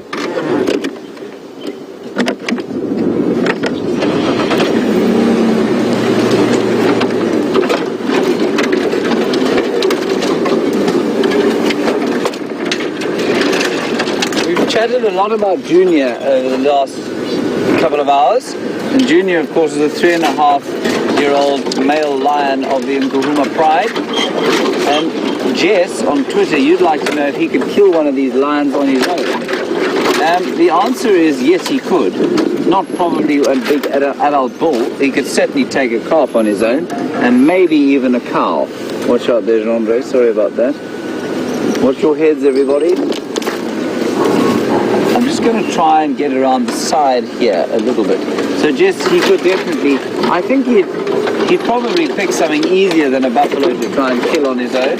Because they do live in a herd, they're very protective of each other.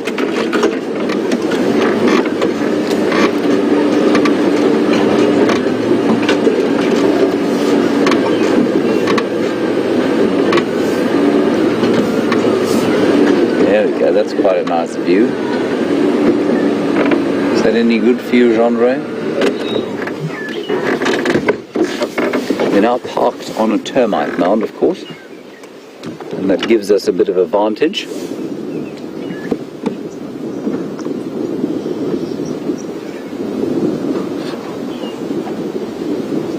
Oh, this is wonderful news. Scott has something for you. Let us head across to him and let us dally no longer with these buffalo. I will see you just now.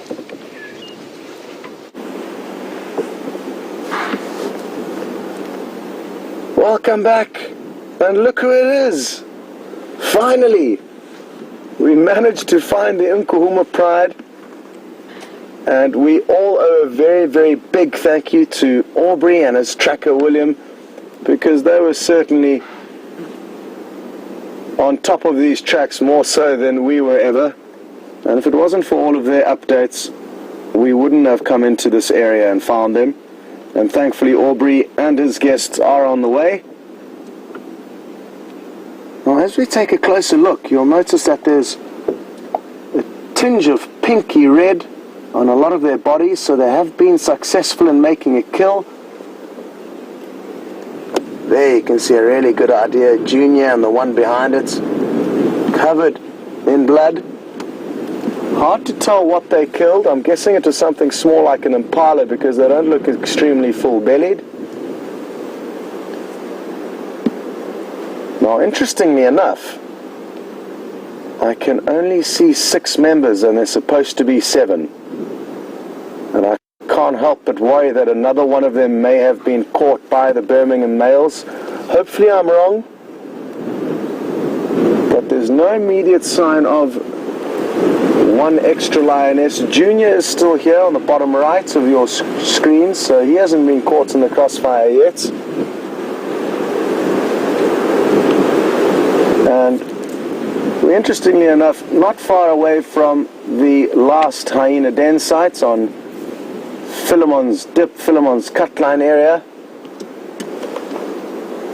And after all the hyena action this morning, I thought it would be interesting for you to know that.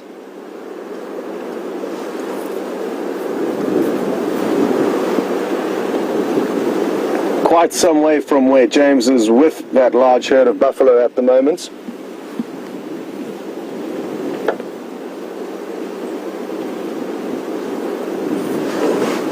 And they've moved quite a large distance from where they were last seen yesterday afternoon in Buffelshoek to where they've got to now, especially considering how much zigzagging they've been doing. They could well have moved about 7 to 10 miles last night. And finally they got successful, probably in the early hours of this morning. And now they can rest and enjoy digesting the small meal that they had. Junior's belly, who you can see now, is certainly fuller than any of the lioness, and that's typical behavior to see. He will dominate them at kills, and when they do make a small kill, like I'm assuming they made this morning of something like an Impala, he will probably get the majority of it. But they all would have had a little snack. And I just can't help but wonder, where is that other lioness? The one closest to us looks like amber eyes. She's got very distinctive orangey amber eyes. And because they are all lying down, it's hard to tell which one's which and who's who and who could be missing.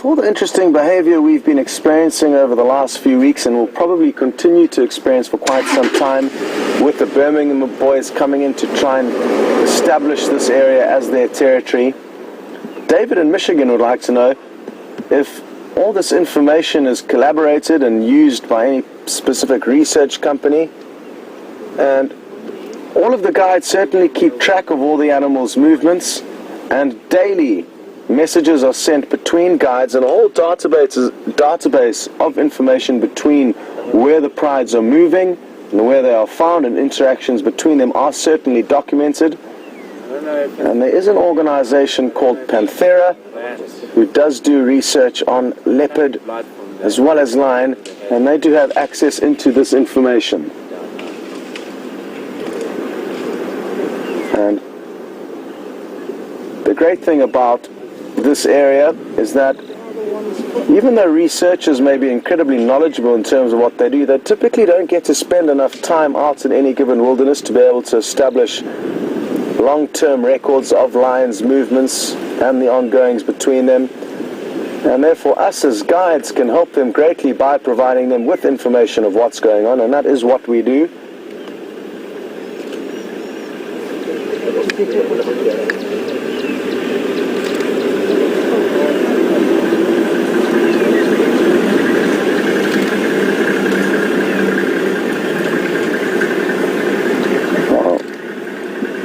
Safari asked an interesting question, also on the topic of interactions between lion, and she would like to know if there's any chance that the Nkuhumas pride of what is usually 7, now we can see 6, would be able to take on one of the Birmingham males. And depending on which Birmingham male, I think that may have a difference, but what I can assure you is that one of them, one lone Birmingham, did manage to chase all 7 of these lion off a buffalo kill very recently, I think 2 days ago, on Buffelshoek. So the answer to your question, therefore, is probably a no, Safari. They are giving way to the Birmingham coalition, and probably rightfully so, after losing one of the lioness to their pride to them about 3 weeks ago, probably maybe 3 weeks to a month ago that happened. So they're going to avoid any confrontation with the Birmingham boys, even if it is only one of them. They're way out. Of course, they're going to play around, moving around too much. Marina's noticed a wound on one of the lions. I'm told the one at the back, so I'm guessing the back right. And there does appear to be some puncture marks in her rump. It doesn't look very fresh though, and could have been from a previous altercation that these lions did have with the Birmingham boys. There you can see it there. Is that what you're talking about, Rena? I'm guessing it is. It looks like 2 perfect puncture marks from the canines of a lion. The one's more visible on the left, and the one on the right's slightly less visible, but it looks to match perfectly with the gap between the canines of a male lion. And it's often the rump that is attacked, and they will try and break the spine of their enemies by biting on that back portion just above the tail. But it doesn't look fresh. It certainly does look like an old wound.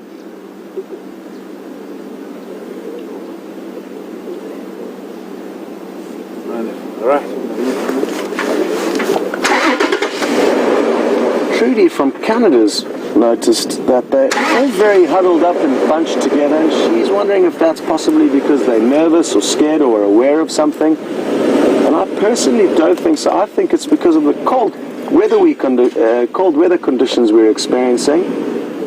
So that is what I would attribute their positioning to.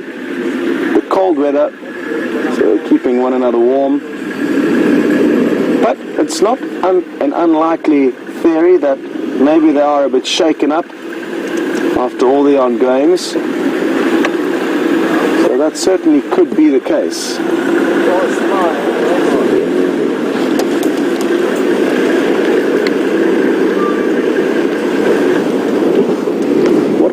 just reposition ever so slightly so that Aubrey can get his guests a good view, seeing as if it wasn't for him, we wouldn't be here now. And that way we can also get you a slightly different angle on them.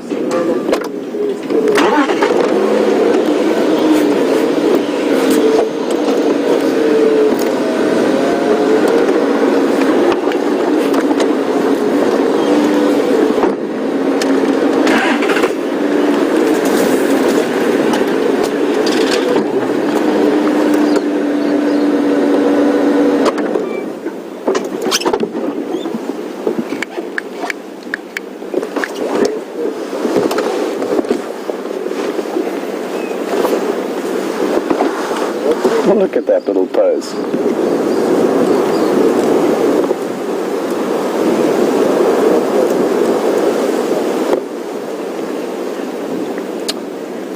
Now, if one of their pride members is lost or possibly did get killed last night, which is a realistic thought, Jessica would like to know, would they mourn her death? How would we expect the pride to continue acting after losing a member? And she also mentioned, will they mourn the death sometimes like elephants will do? And Jessica, as far as I'm aware, I think they're just going to carry on with business as normal. Yes, they may be somewhat mournful, but I think they will carry on as business as normal, and I haven't ever noticed huge changes in a pride's emotions or general feeling or vibe when they have lost members. Naturally, they will miss them. They form incredible bonds, but it's usually not evident to us or clearly evident to us as humans. You don't see them necessarily mourning or ever going back to an area where they may have lost that pride member. But that is from my limited experience with coalition takeovers.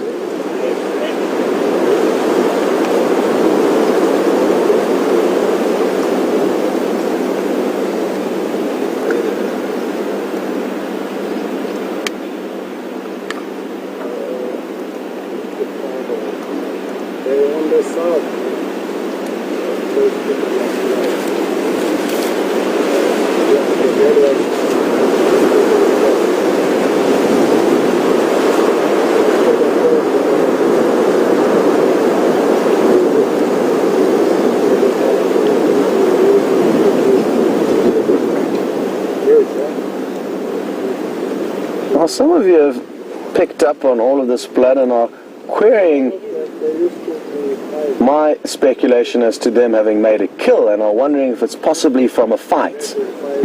And I strongly feel that it wasn't a fight, because we would see more evident wounds on them.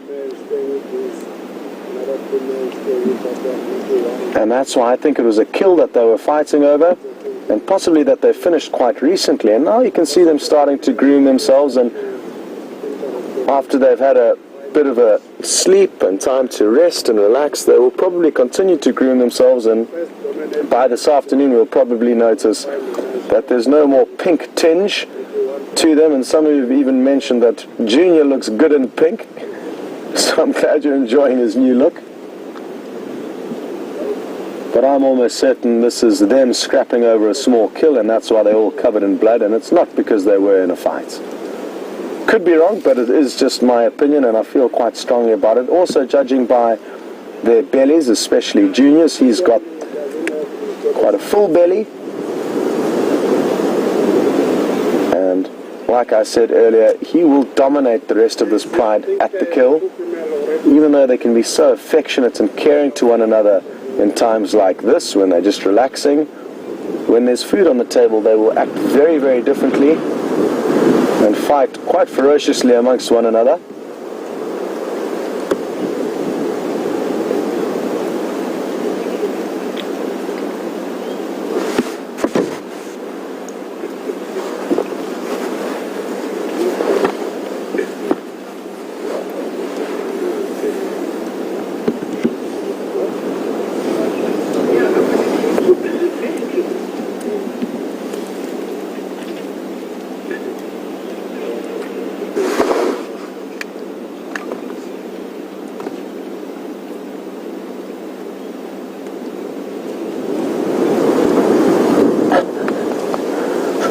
Kathleen on Twitter's just mentioned she's wondering if the lions actually fed on the kill or used it as some form of body wash and bathed themselves in it, and it certainly appears like that. And wouldn't it have been wonderful to see them fighting over the kill? It's something that we haven't been able to show you, the Nkuhumas pride catching a smaller kill. It really is fascinating to watch the pride compete with one another. The growls and rumbles and snarls can be very, very intense. And there's often also paws swatting one another, flying through the air as they try and jostle for the best points of the carcass. An animal like an impala would have probably been ripped into different portions, and you'll have lions scattering in every direction, each with their own little portion of the kill. And those of the pride who don't get any portions will then naturally run after one member that has got a leg or a shoulder. And I'm guessing that's what would have happened this morning.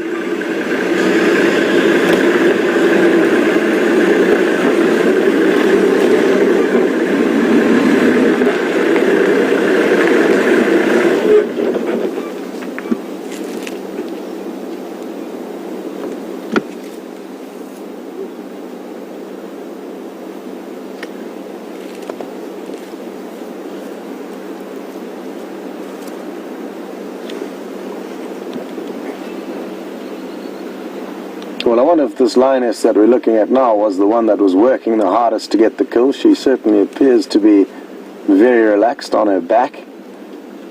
And she's also covered in blood, even blood on her tail it looks like. Look at that. And as Bryan pans over her body, you'll notice her underbelly and feet, or back feet even, are covered in blood.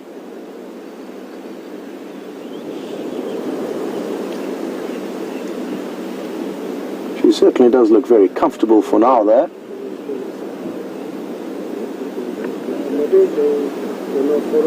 Another cute angle that I'm sure some of you have noticed is some of the lioness lying up on the top of the screen. There's a few bushes obstructing their view, sadly, but they really are snuggling up with one another, and it looks like one of the older, bigger lioness that's snuggling up with one of the youngest lioness, who's probably around 2.5 years old.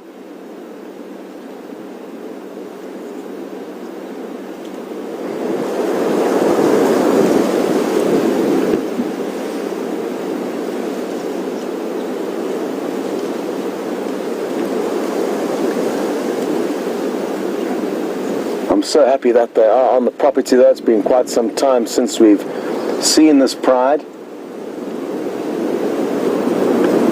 And again, always good prospects for the sunset safari. I don't think they're going to go too far today, and maybe we'll get to see some hunting action later on this evening. A lot of the lioness don't look very full-bellied and will be, I think, interested in trying to acquire another meal.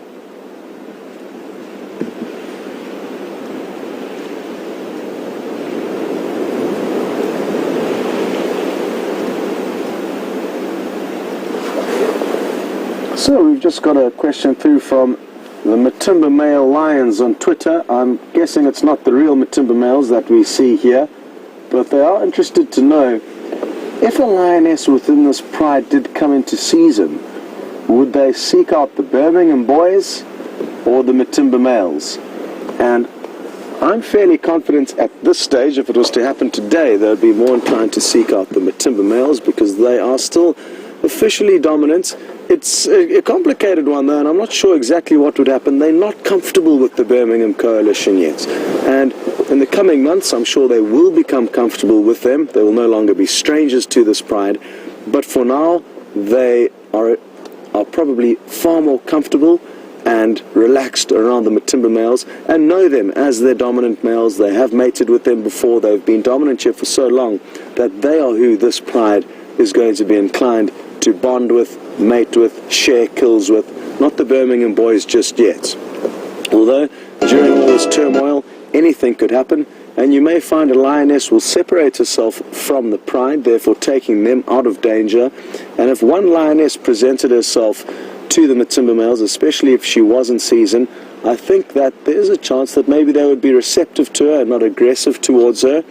Although if she was to arrive with the whole pride, with Junior tagging along, naturally the Birmingham coalition would be a lot more on the defensive and then could probably attack. So maybe they could, maybe she would, maybe they know that this new coalition is coming in and is going to be dominant, and therefore it would make more sense for them to mate with this up-and-coming coalition rather than the one, excuse me, that's on its way out. So different possibilities, but it would certainly be interesting to see what does happen. There's a strong chance that some of these lioness will be coming into season soon, and then I guess we will find out for certain what will happen.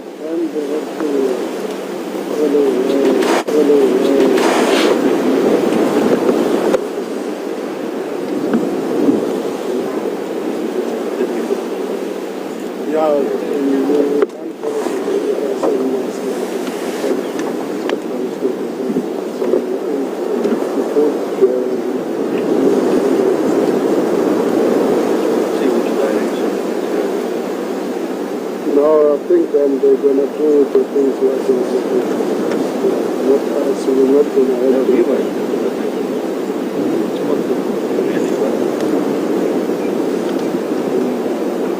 I think then, no.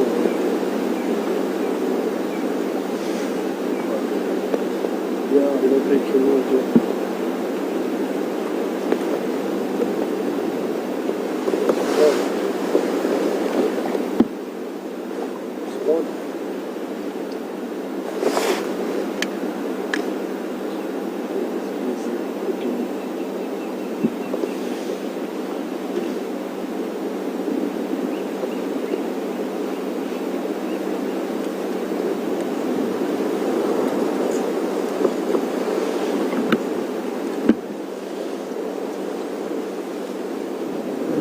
Well, folks, I've got some great news, and that is that James has found a wonderful, wonderful surprise to finish off the safari. So it's time to say goodbye to not only the Nkuhumas pride, but also myself and Bryan. Thank you very, very much for your support and for understanding the technical issues we've had, and also the time we had to invest trying to track these animals, but at least we did get to find them. And this afternoon we're going to start off with a bang. We know where they are, and I don't want to waste any more time on this vehicle because, like I say, James has got a wonderful surprise for you all. Enjoy it, and be sure to tune in to the Sunset Safari. We'll see you all next time.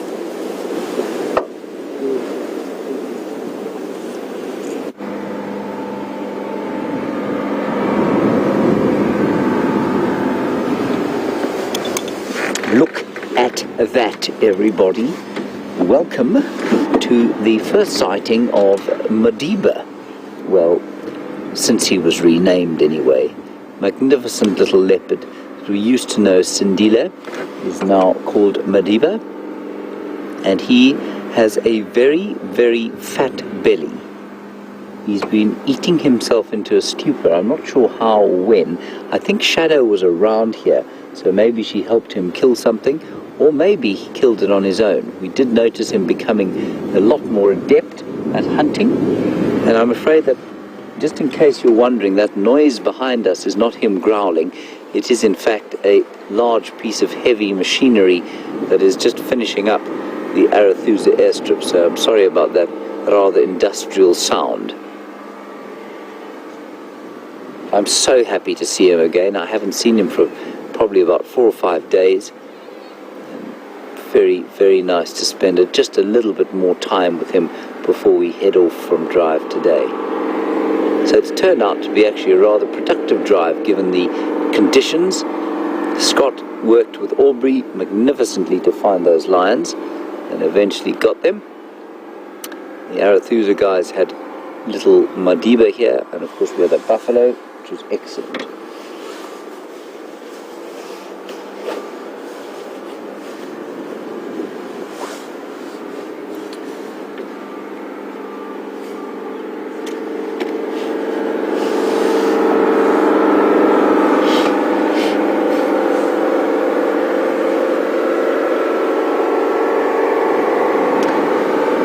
A difficult one from Path. You want to know basically, is the population of lions and leopards going up or down, and has it increased over the years in the Kruger National Park?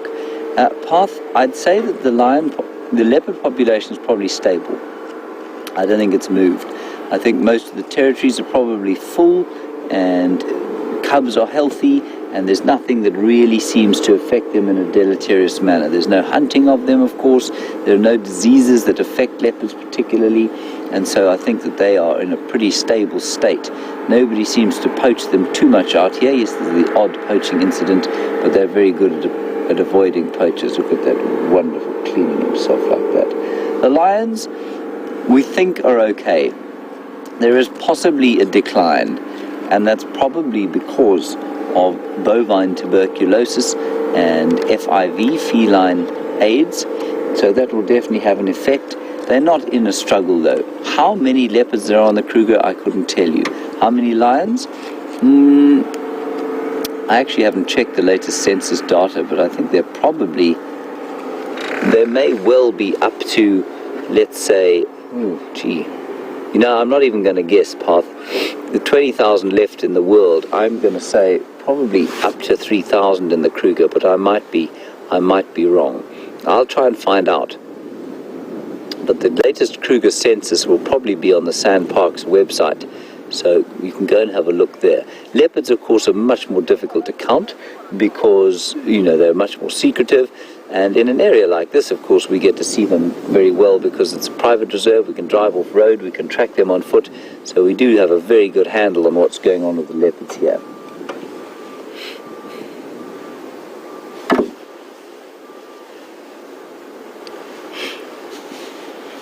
And as Dr. Debbie has pointed out, this little leopard is very full and uncomfortably so. You can see him panting away because his belly's so full, pushing up against his diaphragm and making his chest cavity a bit smaller than it would be otherwise.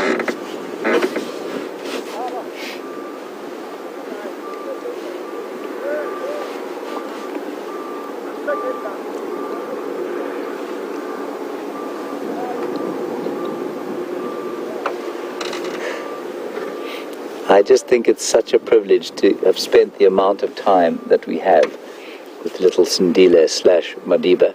I'm really going to have to get my head around calling him anything other than Sindile. I like that name, actually.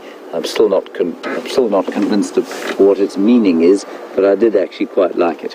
Anyway, Madiba he is, aka Nelson. It has been a wonderful, wonderful drive, considering the conditions. Lions, buffaloes, and now this magnificent leopard. A big, big thank you to all of you from this morning. I mean, we spent 2 hours looking and not a great deal, but we had some wonderful discussions, and those discussions came entirely from topics that you had brought up, and it's really lovely to discuss them with you. We had some lovely in-depth chats about various things about human psyche and the wilderness, and I really like to combine the two because I think the human psyche has developed from the wilderness over evolutionary time, and I think we are still so tremendously connected to it, and I think that's important to talk about. Thank you to Jeandré. Lovely to work with you again, Jeandré. It's been a long time, been far too long. Nice to have you back on board with us. Yes. And thanks, of course, to Scott and Bryan, who did a tremendous tracking job with Aubrey. And in the final control, Louise on first day on Directorship 1. Well done, Louise. Good job. Nice to have you in my ear. And Tara helping her. And, of course, Eugene, who has been running around and will now be having a well-deserved breakfast. We will see you later this afternoon. It may well, in fact, be the irascible and highly enthusiastic Brent Leo Smith and Jamie back on drive, but I'm not sure. We'll see a little later, and have a wonderful time wherever you have to be in the world. See you later.